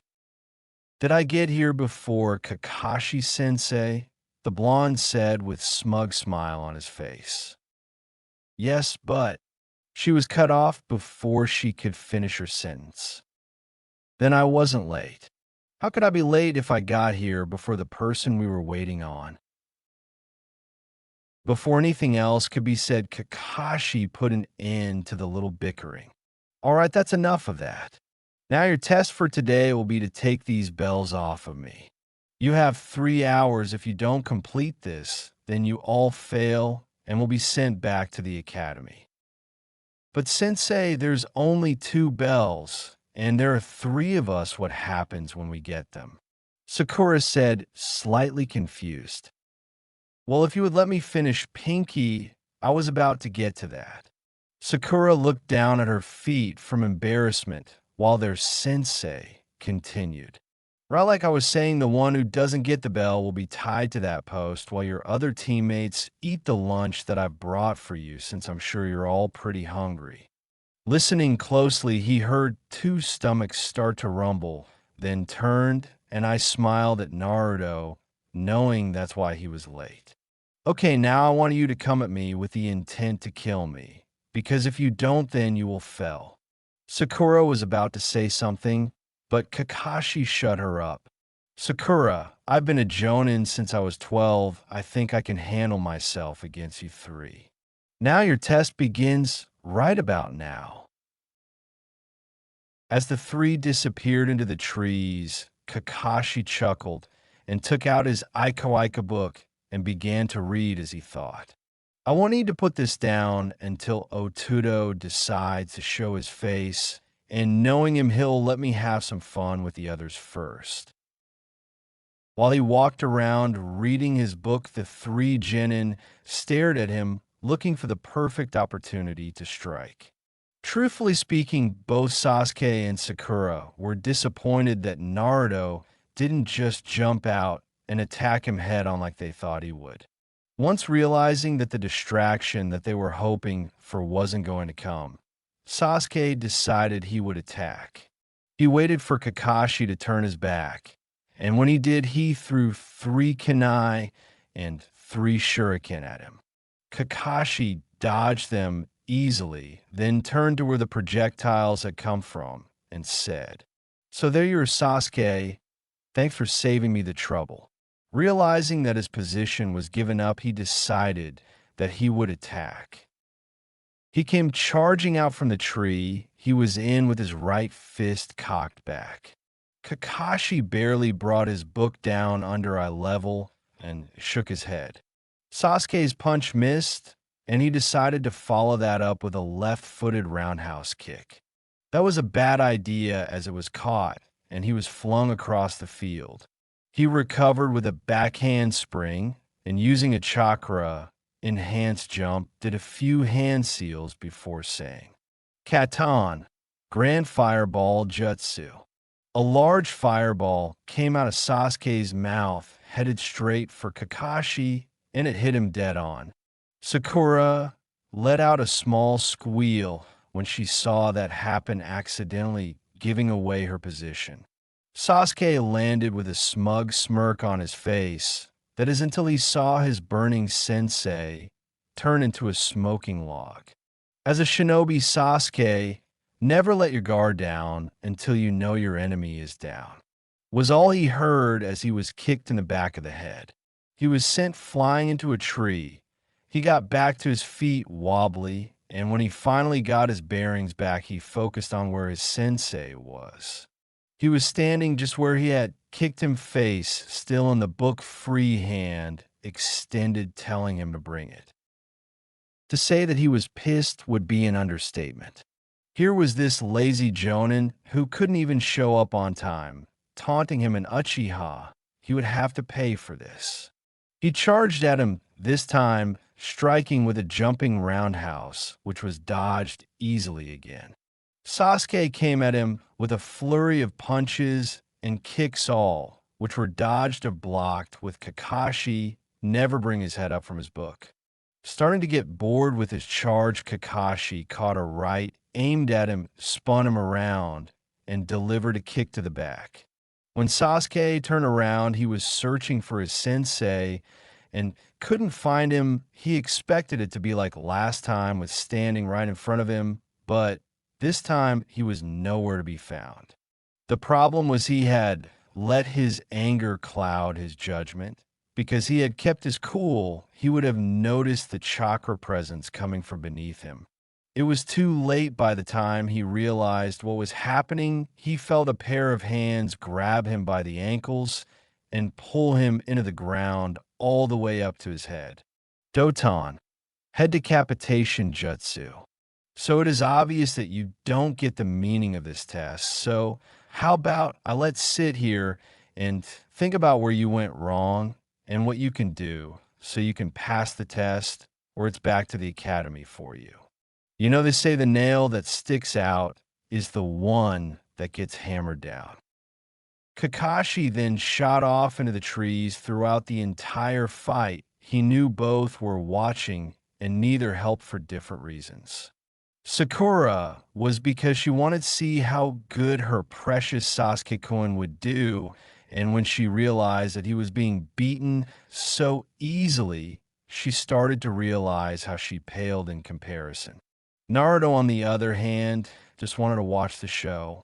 In truth, the only thing he wanted was to get his one-on-one with his Anai-san, and they both knew it just right now was not a good time to show off in front of his teammates. So he sat back and waited for the second show to begin. Around 5 minutes later, Kakashi found Sakura hiding behind a tree and got a very good idea. What exactly are you hiding from Sakura? The pink-haired girl let out a loud shriek from seeing her sensei hanging above the tree she was behind. The next thing she knew, she was all alone in the forest again. "Oh my," she said as she desperately starting to look back and forth as if someone would help her. "Is somebody there? I think I felt something. What was it? What's going on?" It was then that she heard a voice and saw what she could only describe as her worst nightmare. "Sakura." Sasuke's voice came from behind her. "Satoke-kun." She turned around with the utmost joy, only to see him on his knees, using a tree to support him. His body was littered with shuriken and kunai. "Sasakura, help me, please help me," he said. Seeing this, a fear formed in her as she was violently shaking. Her emotions finally got the best of her as she let out yet another shriek and passed out. "You think you might have overdone it a bit." Kakashi was sitting in a tree watching the whole thing when he looked up across from him at the all too familiar voice. I was starting to think that, but then again her file did say she was a Jinjutsu type. You know, she's going to have to learn how to see through those things if she's going to make it. Besides, I thought she would help her precious Sasuke-kun, he said with a slight hint of sarcasm in his voice. 5 minutes at the river, give me time to wake this one up so she can dig the other out. Nice job on that one, by the way, Naruto said, looking at his Anai-san. I hope you can provide me more of a challenge than these other two ditto tudo. I'm almost done with my book. Don't worry, the new one's not as good as that one anyway. But that one's not due out for another month. Don't tell me. He didn't get to finish his question as Naruto hopped down to wake up his fallen teammate. There are certain times in Kakashi's life when he's known to be on time. When a new Aika comes out, when he's going on a date, and when he gets to assess how far his Otudo has come in his training. So are you sure you're ready for this? I could take it easy on you if you want. How dare you insult me like that, you pervert? That was all that needed to be said as the stare started. Kakashi pulled his Hideate up to reveal his Sharingan. He knew he was about to have some fun. A small gust of wind blew by. After about 3 minutes of staring, a single leaf fell on the river, signaling the start. Shinobi lesson number 1. Taijutsu. Naruto swung first, starting with a shot aimed at his ribs, which Kakashi spun around and came with a backhanded closed fist aimed at the back of said blonde's head. He ducked under that, following with a one-handed handstand right kick, which was blocked. He quickly followed that with another left roundhouse aimed for the body again. Kakashi jumped back, avoiding the kick. Deciding to go on the offensive, he charged Naruto, coming at him with a downward right hook, which the blonde leaned out of the way. But in one fluid motion, he went right away into a left-footed sweep. Naruto jumped over the leg, but was caught off guard by the straight right that caught in the chest. Landing on the river, Naruto charged at him again. This time, he jumped kicking at him like he was running on air. Kakashi put his hands up to block, just like Naruto hoped, and when he went for what looked like his last right kick, he saw in the air, connecting his right foot to the side of his head, sending the masked Jonin across the field. As he steadied himself from the kick, he decided it was time to move on. What the blonde didn't notice was as his Zanai-san was sent flying, he started doing hand signs.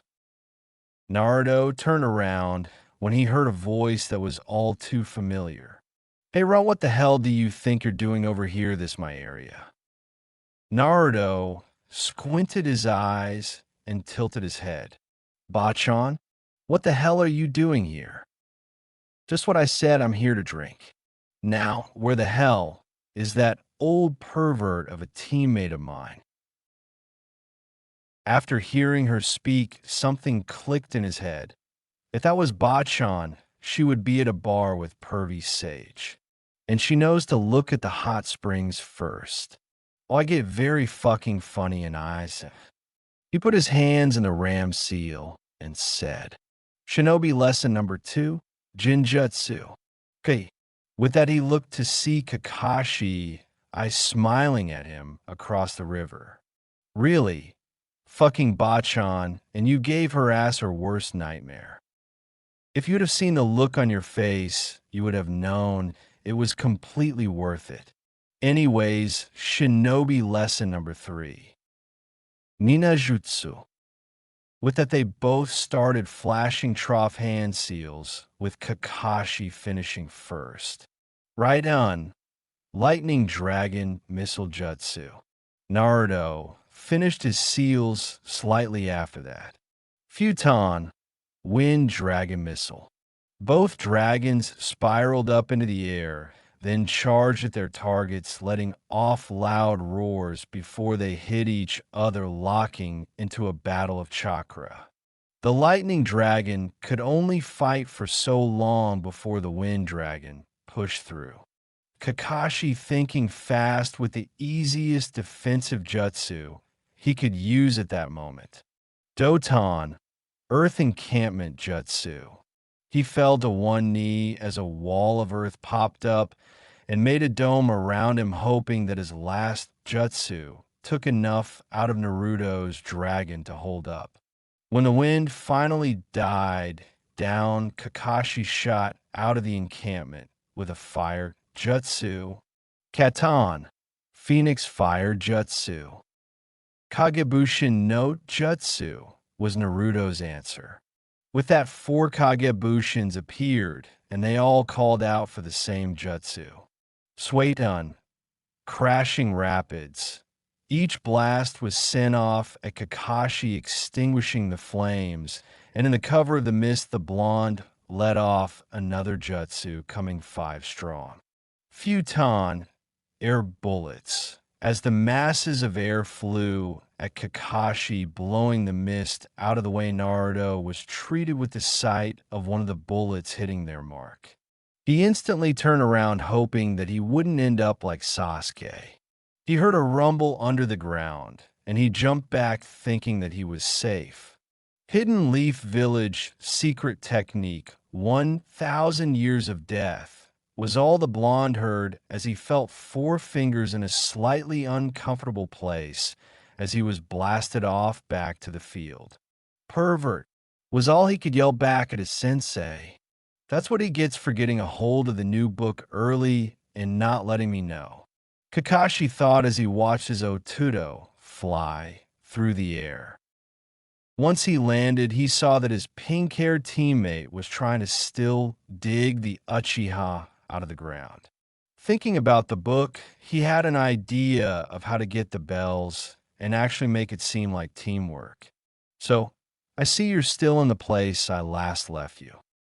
HMPF was the only answer from he got from the Uchiha. Naruto Yubaka stopped messing around and helped get Sasuke-kun out of here. His pink-haired teammate chided at him. I will, but only on one occasion. You see, I know how to get the bells, but that's only if you want to help. No way will I, an Uchiha, going to follow you.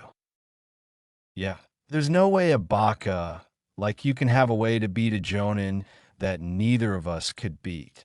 Sakura said, while still trying to dig Sasuke out of the ground. Well, do any of you two have an idea? Seeing the questioning looks on their faces gave him the answer he needed. Just like I thought. So really, you only have two choices. One, you listen to me and pass, or you can dig yourself out, think of a plan, and execute it all in the 35 minutes you have left in this test. And of course, we all know what will happen if we don't pass. I can see it. No, the last Uchiha couldn't pass his Genin exam all because his sensei didn't kiss his ass and he refused help. And the top kunoichi of the class failed too and passed out from a simple Jinjutsu. I, on the other hand, finished last, so I'm expected to fail, so I have no problem going back. All right, Dobe, I'll listen, but if I still fail, you're taking the entire blame. And when we pass, I'll take all the credit. So what's this brilliant plan that you have, Naruto? Sakura said, sarcastically pissed that she was actually going to listen to a plan by the Baka. Naruto quickly made a Kagebushin and had to do a substitution with Sasuke, then dispelled it. Naruto quickly started to tell them about his plan, and when he was done, he was greeted by the lovely voice of Sakura Haruno. Naruto Yubaka, that won't work, he's a jounin. Rubbing his ears to stop the ringing, he then looked at Sasuke and asked him a question. Has she been like this the entire time at the academy? Sasuke nodded his head and Naruto shook his. This might be the only time I say this, but I feel sorry for you. Now, Haruno, we have 20 minutes, so stick with the plan or we fail. Making Sakura look sheepish, realizing how close she is to failing. 5 minutes later, they found Kakashi and put the plan in motion. Sakura was up first. She walked out into the open to get his attention. Kakashi-sensei, I found this book that fell off Naruto. Do you know what it is? You know, Sakura, you don't have much time left. Are you sure that you want to waste your time with something like this? I know, but I was wondering what Aika Hot Springs of Fun Limited Edition is. Hearing the name of the book, that he knew that he would have to wait another month to get a hold since Jiraiya wasn't due back for months. His fandom instantly kicked in. Sakura, give me that book now. Kakashi could barely contain himself, his usual bored look gone. Even through the mask, you could tell he was about giddy as a fangirl in the academy. Okay, sensei, no need to yell. Sakura tossed the book in the air, and as it was flying toward Kakashi, he heard two voices say something that made him go pale as a ghost. Katan, Grand Fireball Jutsu. Futon, Great Breakthrough. With both jutsus combining, a speeding fireball hit the book, making it burst into flames and burning to ash quickly. Seeing this made Kakashi drop to his knees with a tear starting to fall from his eye. No, he yelled. He then stood up, flames burning in his eyes. His students were going to pay for that. When he turned around, he saw all three of his students standing next to each other with a smirk on their face, which only furthered his anger. Just what the hell is so damn funny? They all looked at each other, then smiled as Naruto pulled two bells out of his pocket. Seeing the bells, Kakashi went wide-eyed. and then looked down to his side, realizing that the bells were gone. Looking back up, he saw Naruto toss one bell to Sasuke and the other to Sakura. But how? When did you take the bells? Kakashi asked, stunned that they got the bells without even noticing.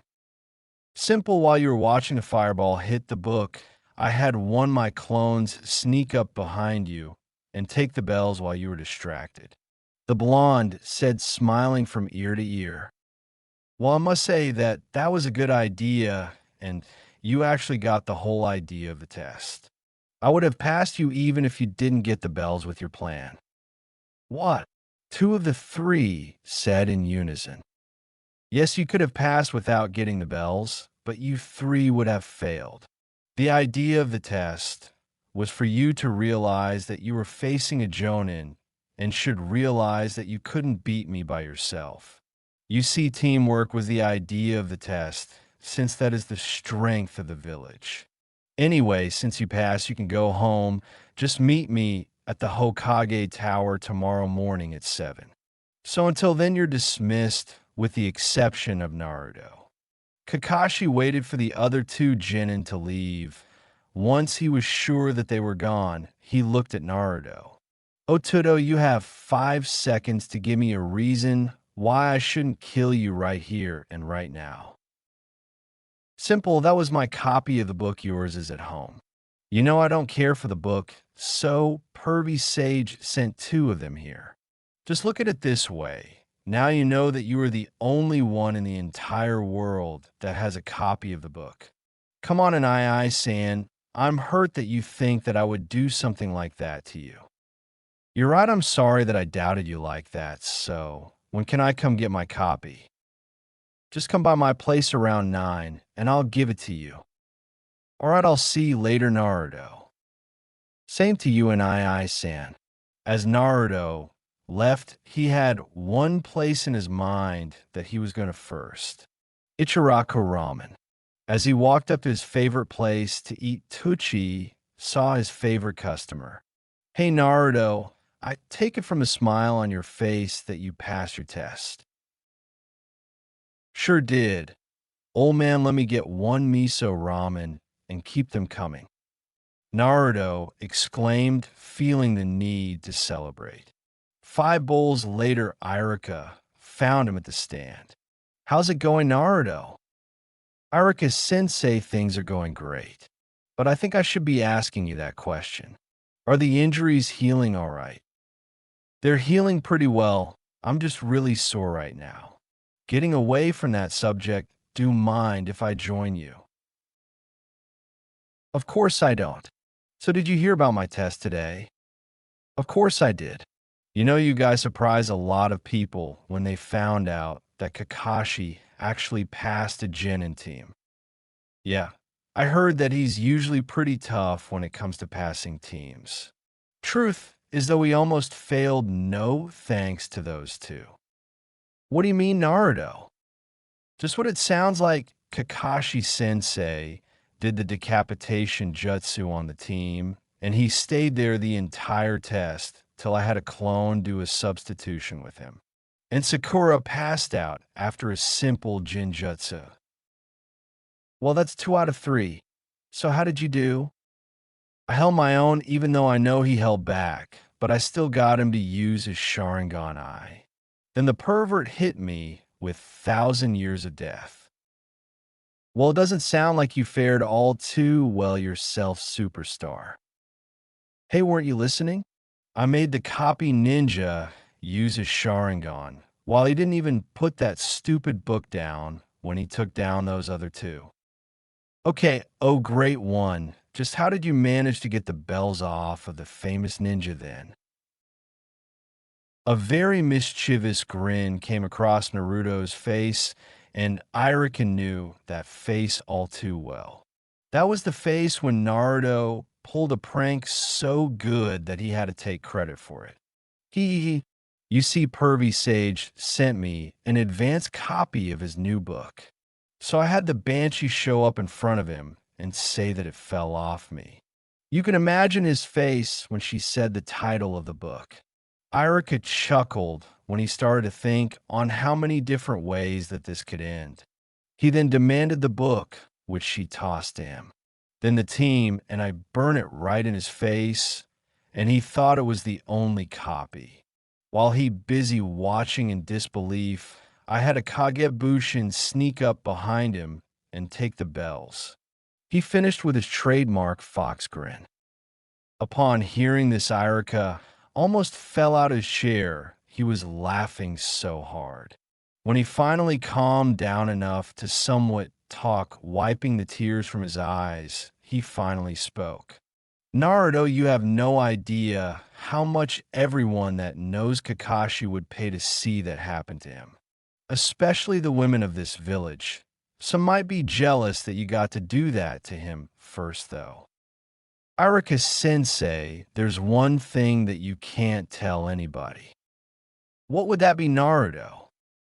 Very simple. The book that we burned was Gigi's book. I have Kakashi Sensei's at my apartment. Well, Naruto, that is something. Wait a minute, what do you mean that's the Hokage's book? Don't tell me that he reads it too. You mean you never knew? He keeps his books in the second drawer on the right. I think he's Pervy Sage's second biggest fan. He's just smart enough to not put it out there in the open. Oh yeah, one last thing. What's that, Naruto? Checks on you. After that, he dispelled, leaving Irika shocked, wondering when the hell did he leave and when did he make a Kagebushin. Tucci was laughing while he was in the kitchen, looking at the shocked expression of Irika. He left while you were laughing and said that you had the bill. By the way, Naruto had 11 bowls. Who would have thought the boy could still pull a fast one on you, Irika? The ramen chef said, still trying to stop himself from laughing. To say that Irika was pissed would be an understatement, but the scarred Chunin had an idea. Yes, only Naruto would tell a secret like that and pass off the bill. But he failed to notice one thing, and that is what I do during the summer to watch out for my students. Irika finished and paid the bill, but left with mischievous grin on his face that would rival his former student. I guess it's true what they say about revenge. Don't worry, Naruto, by the time I'm done with you, you'll be paying my ramen bill for a year to make sure you get back on my good side. He thought as he went home to get some much-needed rest. As Naruto walked through the town, he noticed all the looks the villagers were giving him again. Bastards, why the hell can't they just leave me alone? I mean, come on, who else could keep this ridiculous furball inside of them and still stay sane? He thought as he continued to walk. It probably doesn't help the fact that you smell like a bag of shit, you insolent little fuck. The QB chirped in because of the furball comment. And just what the hell are you talking about, prisoner? Oh, I don't know. Maybe someone who is running around jumping through trees and fighting all day would have the common sense to bathe before they go see their girlfriend. I guess we can now add filthy demon or stinky demon to your ever-growing list of nicknames, you fuck. What the fuck you cussing at me more? That shit's uncalled for. I don't know, maybe because you did it first. Damn, I knew you blondes were dense, but how can you really be this stupid? I'm not stupid or dense. At least I don't claim to be all-powerful while still being sealed inside a 12-year-old. Oh yeah, weren't you sealed by blonde? Just go take a shower, you retard, that's all I was trying to get at. Then why didn't you say that in the first place? No need to call me names. I'd try to give you a hint, you're just too stupid to realize that, and you started calling me names first. Did not. Then what was that fucking furball comment? Oh yeah, sorry about that. So he went home to take a shower and get a change of clothes before he headed over to see Ino. When he finally arrived at the flower shop, he was surprised to see that it wasn't Ino at the counter, but it was her father, Inoichi, and when he looked up to see Naruto had walked into his store, an evil fatherly instinct kicked up. Yamanaka-san, is by any chance Ino in? Naruto asked, slightly disturbed by the look he was getting. Uzumaki, just the genin I wanted to see. Naruto gulped. Usually he was called by his first name, so the fact that he got his last name and rank thrown in his face couldn't be good. So, what did you want to talk about then, Yamanaka-san? He knew better than to be relaxed.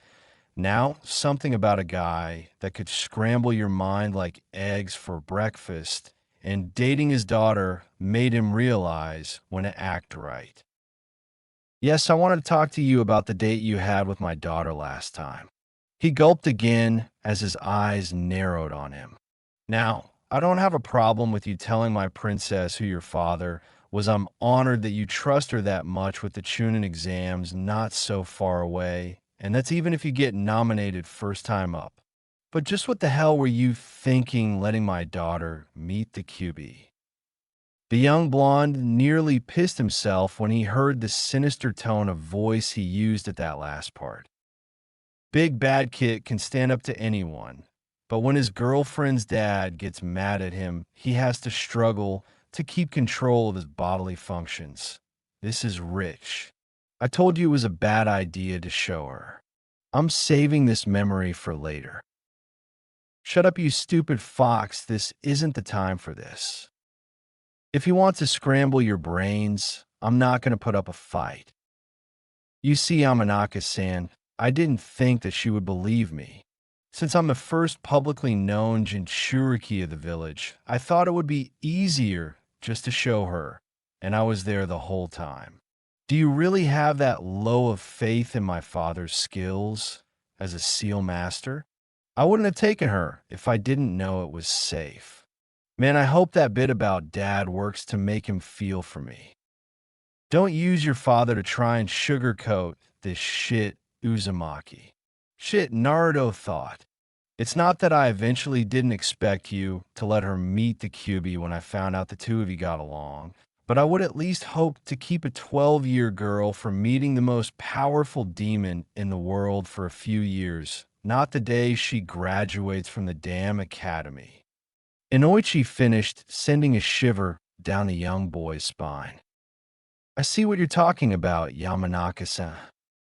It was at that point when the back door opened to reveal Ino and her mother coming out of the house.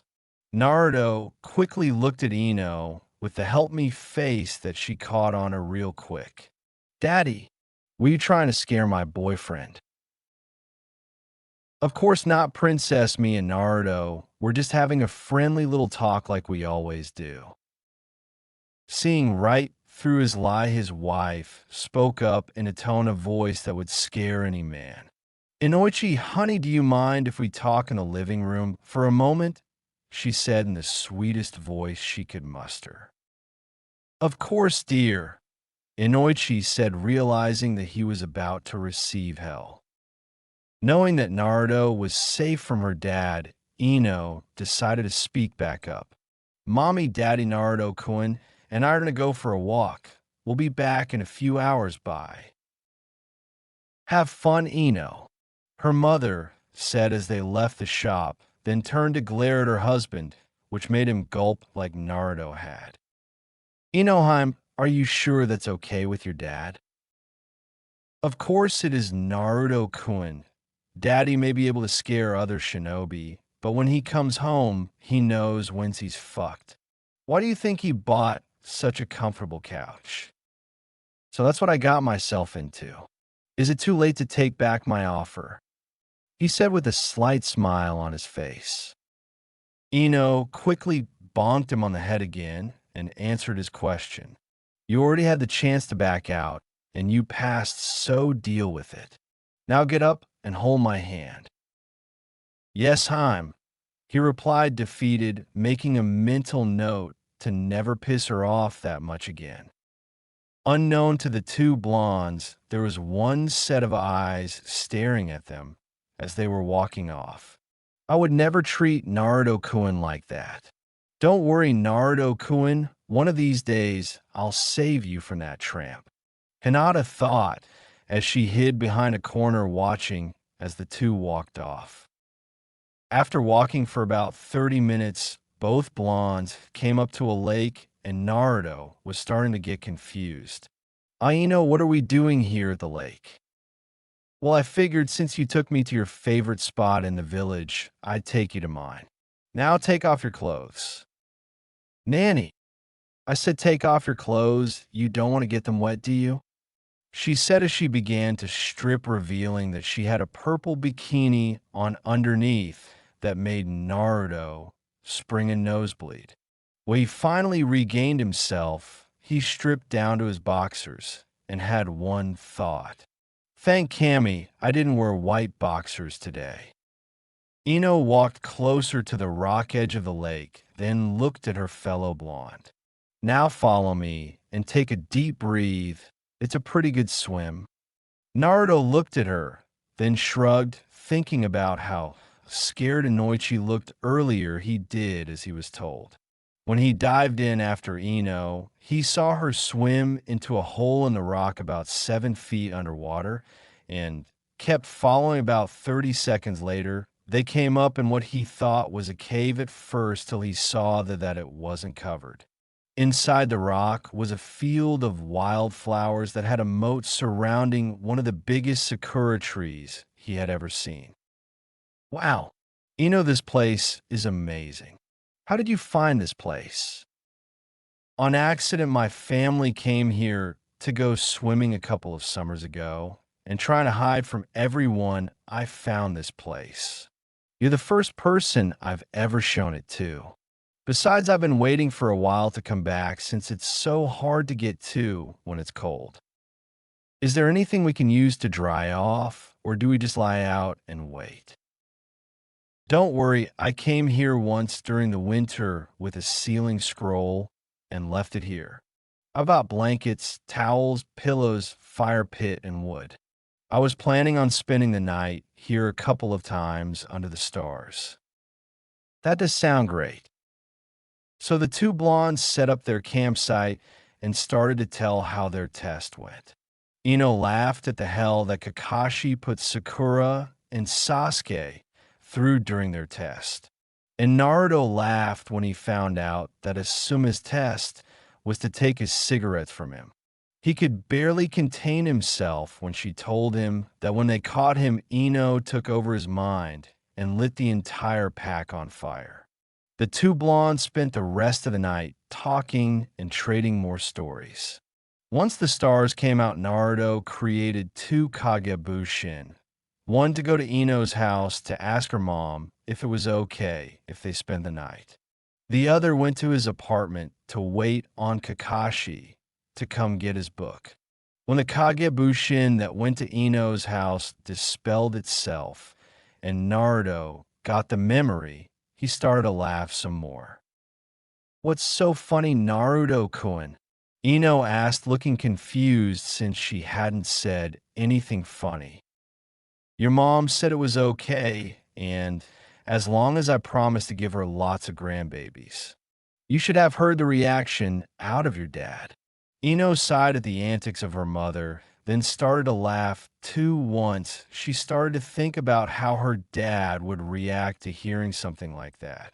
When they calmed down, they had a nice makeout session before they just went to sleep in each other's arms, excited that tomorrow they would actually start their first day as genin.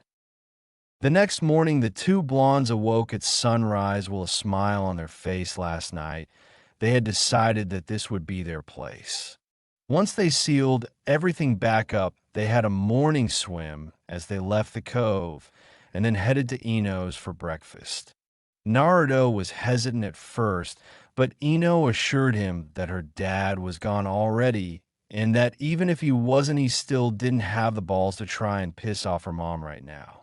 When they got to the house, they could smell breakfast being made already. Izumi looked at both teens with a look that Ino already knew and silenced her before she could even say anything. After breakfast, Naruto went to his place and took a shower along with a quick nap, wondering if his teammates had learned their lesson about their sensei yet. The other reason the blonde knew he could take a nap was because he knew Kakashi wasn't going to put that book down until it was too late. The blonde had gone to sleep at 7:30, and it was now 9:15 when he woke up. He was feeling pretty good and knew he had plenty of time to spare, so he took his time walking to the tower, reflecting on yesterday. Yes, life is good. I passed an iSense test. I got free ramen, and I spent the night under the stars with Eno. Nothing could go wrong right now. He thought to himself, but he had no idea that last night's ramen was going to come at a much bigger price. He got to the Hokage Tower with 5 minutes to spare and saw Sasuke arriving at that same time, while Sakura was there looking pissed. "Where the hell have you been, you baka?" she yelled at Naruto as soon as she saw him. "Why the fuck are you just yelling at me? The team just got here too. It's not my fault that you're too dumb to realize that the guy's 3 hours late all the time. Didn't you learn anything from yesterday's test? Jeez, and they say we blondes are dense." He's right, Sakura. As much as I hate to admit it, the dobe has a point.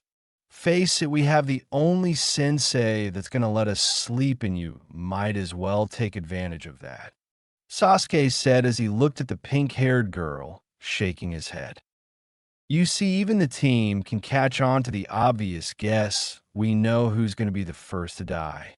Naruto said, knowing that he got the last word in because Kakashi should be showing up in 5, 4, 3, 2, and 1. With that, a poof of smoke appeared that Kakashi appeared out of. "You're late again, sensei," the Banshee yelled, making everyone dig in their ear to stop the ringing. How many times is it going to take for this girl to catch on? The silver-haired Jonin thought before he gave his usual half-assed excuse.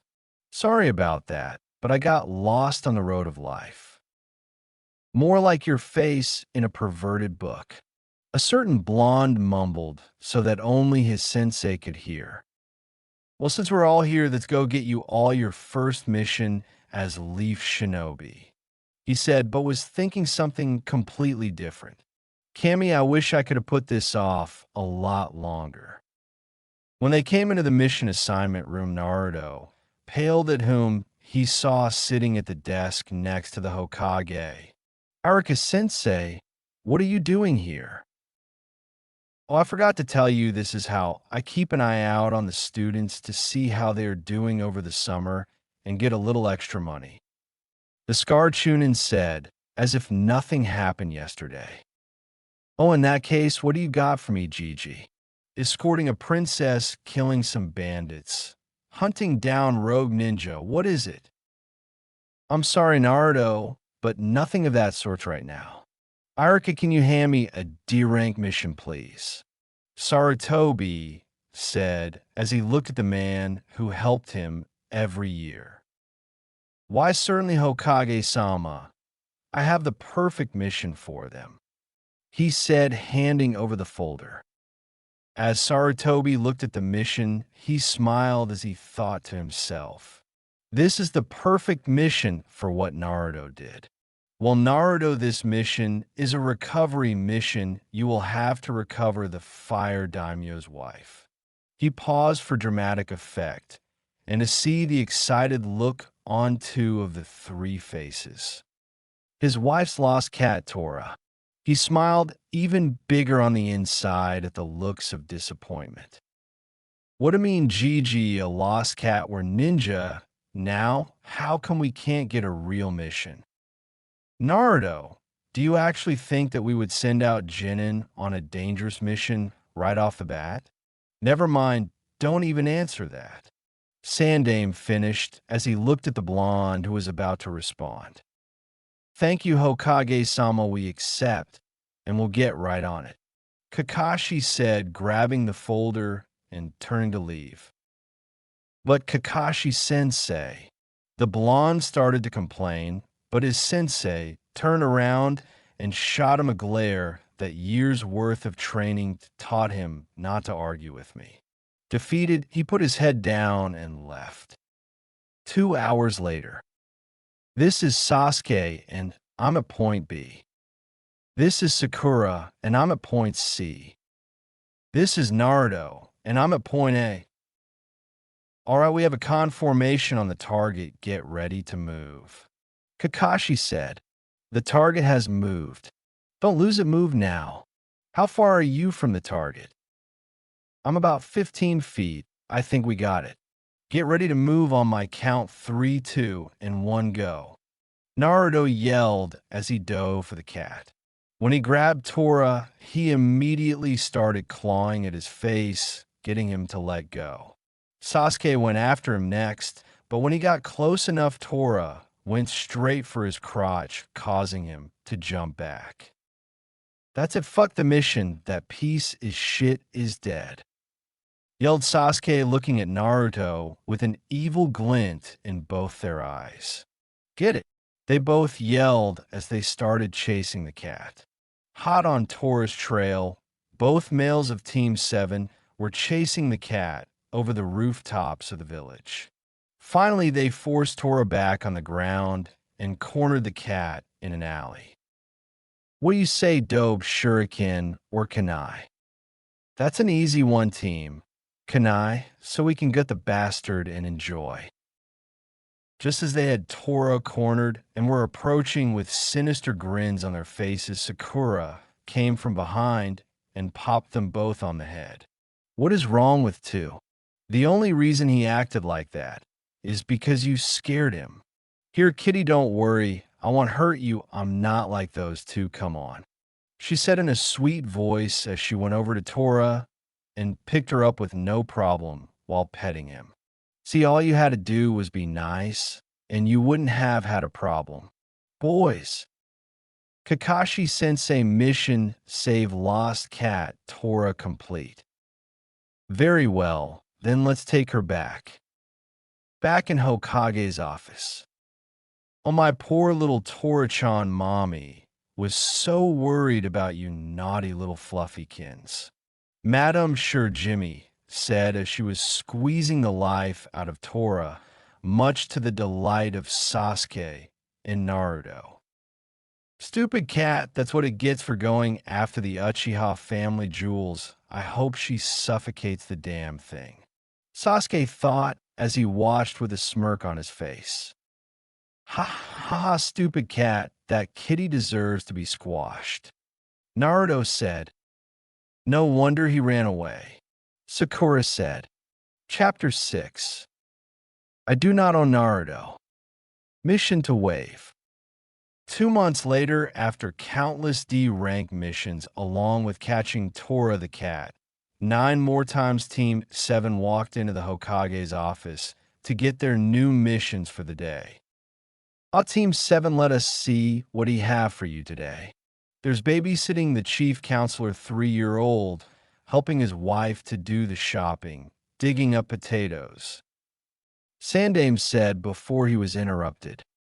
No, I want to go on a real mission, something challenging and exciting, not this lame-ass shit. Come on, Gigi, Naruto complained as he had had enough of these D-rank missions. The dope does have a point. He's such a pain in the ass, Sakura thought as she watched the blonde complain. Kakashi sighed. I knew this was coming, but I must admit I have been getting rather bored myself. How dare you?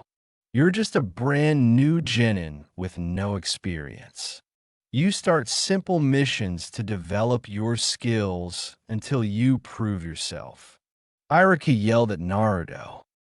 Are you serious? Babysitting is not a mission, it's just a stupid show, Naruto yelled back at Iruka before he was driven to the floor by his sensei's fist. Will you please shut the hell up?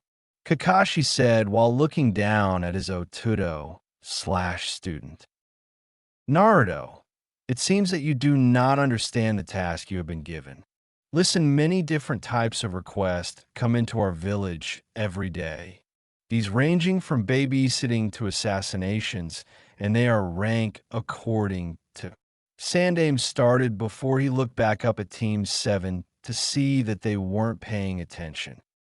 So, I had this new barbecue pork ramen yesterday, and today I was thinking about having miso. Silence. Sandame yelled. Oh, sorry, Kakashi said, scratching the back of his giving an eye smile. Come on, Gigi, you lecture me worse than pervy Sage does. At least he goes off every now and then to go do his research. I'm not the same little kid running around pulling pranks anymore. I'm a shinobi of the leaf, and I want a real shinobi mission. How did Naruto, since he never got up, he just turned around and crossed his arms? Kakashi sighed. I'm going to hear about this later. He thought. Irika and Sandame chuckled at hearing that. So Naruto wants us to know that he's not a brat. He's a former brat, and he wants a mission, so be it. Sandame said, shocking his entire team. I'm going to give you a C-rank mission. You'll be bodyguards on this one. The blonde turned around excited. Yes. Who is it? It has to be someone important, right? Don't be so impatient. Sandame said, send in our visitor. He yelled to his secretary outside the office. As the door slowly opened, a man stumbled and holding a bottle of sake. What the hell? A bunch of little snot-nosed runts, he said before taking a chugging his sake, then leaning on the wall. And you, the one with the idiotic look on his face, you really expect me to believe that you're a ninja? Look at the girl. What kind of ninja has pink hair and with a forehead like that has got to be the biggest target I've ever seen. I guess the other looks like he might be decent. Naruto was laughing, thinking he was talking about Sasuke, until he opened his eyes and saw that he was looking at him.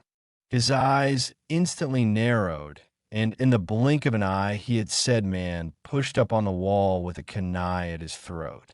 Listen here, old man, just because I'm young doesn't mean that I can't kill with the best of them. I would suggest that you think before you insult a ninja, because next time they might not be so nice. He said in a low voice with his ki rolling off him. Just as fast as he was at his throat, he was right back with his team with that goofy smile on his face again. These ninja are fucking crazy, Tazuna thought. I almost pissed myself right there. You see, a ninja's greatest weapon is deception. As you just saw, that's Naruto's greatest weapon being trained by one of the Sannin, and the one that also does that the best. Sandame said to the client, very well, I am Tazuna Master Bridge Builder, and I must return to my country. I'm building a bridge there that will change our world, and I expect you to get me there safely, even if it means your life. Tazuna said after taking chug sake. Okay, get your stuff and meet at the West Gate in 1 hour. Kakashi said as they all began to leave. As they all started to leave, the Sandame called out to the blonde. Naruto, I'm pretty sure that I won't be hearing about my advanced copies being burnt to ash anymore. That is unless you and your team like chasing Tora. Naruto's jaw hit the floor when he heard that. Irika-sensei, you said you wouldn't say anything. At first I wasn't, because I don't agree with people as young as you should even know what that book is. But sticking me with that ramen bill changed my mind. Looks like we pulled a prank on the prankster king of Konoha. Irika said as they both smiled, looking at the defeated look on the blonde's face. As he walked away, they tried to listen what he was mumbling. Stupid perverted old men and grudge holding sensei. As Naruto was running home, he shot past Team 10 on their way back to the tower.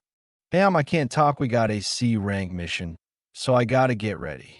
I'll see you when I get back, okay? He said, giving her a quick kiss on the lips, then turning around to leave. Naruto-kun, yelled the platinum blonde before he left. Be careful, and if you're gone longer than 2 weeks, you're taking me out when you get back. Yes, Enoheim, he said as he turned around to go to his apartment. Troublesome. They've only been dating for a few months, and she's already got him whipped. Shut up, Shika. Ino yelled at her teammate, while Asuma and Choji snickered behind them. When they met at the West Gate, Naruto showed up with 2 medium scrolls on the back of his vest and 1 small one on his left hip. Sakura and Sasuke looked at him like he was crazy for not having a backpack on. Naruto Yubaka, we have no idea how long it's going to be until this bridge is finished and you show up with nothing. Why can't you take this serious? You're the one that begged for this mission. Sakura yelled. Dobe. Naruto looked at his sensei that just shrugged his shoulders and looked back at him. Well, Sakura growing up with a seal master has its advantages, you know. And since they don't teach Fuinjutsu in the academy, I don't expect you to truly know the benefits of sealing scrolls. But I'll let you know that I have a month and a half worth of supplies in these 3 scrolls. So why you lug that big bag around the whole time? This is all I have to carry. So why don't you tell me who is the Baka? He paused as he turned to look at Sasuke. Team. He's right, you know, Sakura. He is better prepared than all of us. You know, maybe you should listen to what Lord Hokage said about deception. Jiraiya-sama is one of the best I know at deception and also happens to be the sensei of Yondaime. So the fact that you think Naruto is weak and he's been trained by him his entire life might make him stronger than he lets on. Kakashi said, now let's move on. Hopefully we can get to our boat by the end of the day. Hours later of walking and mindless chatter and drinking done by Tazuna. Sakura wanted to ask Tazuna a question that had been bugging her. Mr. Tazuna, you're from Inami, no Kuni, right? Tazuna nodded. So why didn't you just get the ninja from your village to help you? That's an easy answer, Sakura. The Nami no Kuni is a small country and doesn't have ninja. That's not to say that all small countries don't have ninja villages, but since Wave is a small island protected by the sea, they have no need for ninja. Of all the countries on this continent, there are 5 major hidden villages. They are Konoha in the land of fire, Iwa in the land of earth, Suna in the land of wind, Kyumo in the land of lighting, and Kiri in the land of water. These 5 nations are considered the strongest nations, as so the leader of those villages is given the title Kage, which means shadow. There's the Hokage for Konoha, Tsuchikage for Iwa, Kazekage for Suna, Mizukage for Kiri, and Reikage for Kyumo. They're the 5 shadows that rule the shinobi world and considered the most powerful ninja. Kakashi finished. All 3 genin then started to think about the Hokage and what had happened when Naruto had did his Oiroke Jutsu on him and began to have doubts about his strength. Is that old man really such a big deal? I'm not buying it. Inner Sakura thought. How can he be that powerful if he fell for the Dobe's stupid jutsu? Sasuke thought. Yeah, Gigi is pretty strong, but from what Pervy Sage says, he is nowhere near what he used to be. Hey, you all just doubted Hokage-sama, didn't you? Kakashi yelled at the 3 that stopped right in their tracks, shaking their heads. No, I was just thinking that he's not as great as he used to be from the stories Pervy Sage told me. But then again, he is old now. That is true, Naruto, but he is still more powerful than you think. But don't worry, there are no battles in a C-rank mission, so you can relax. Kakashi finished as they continued down the path.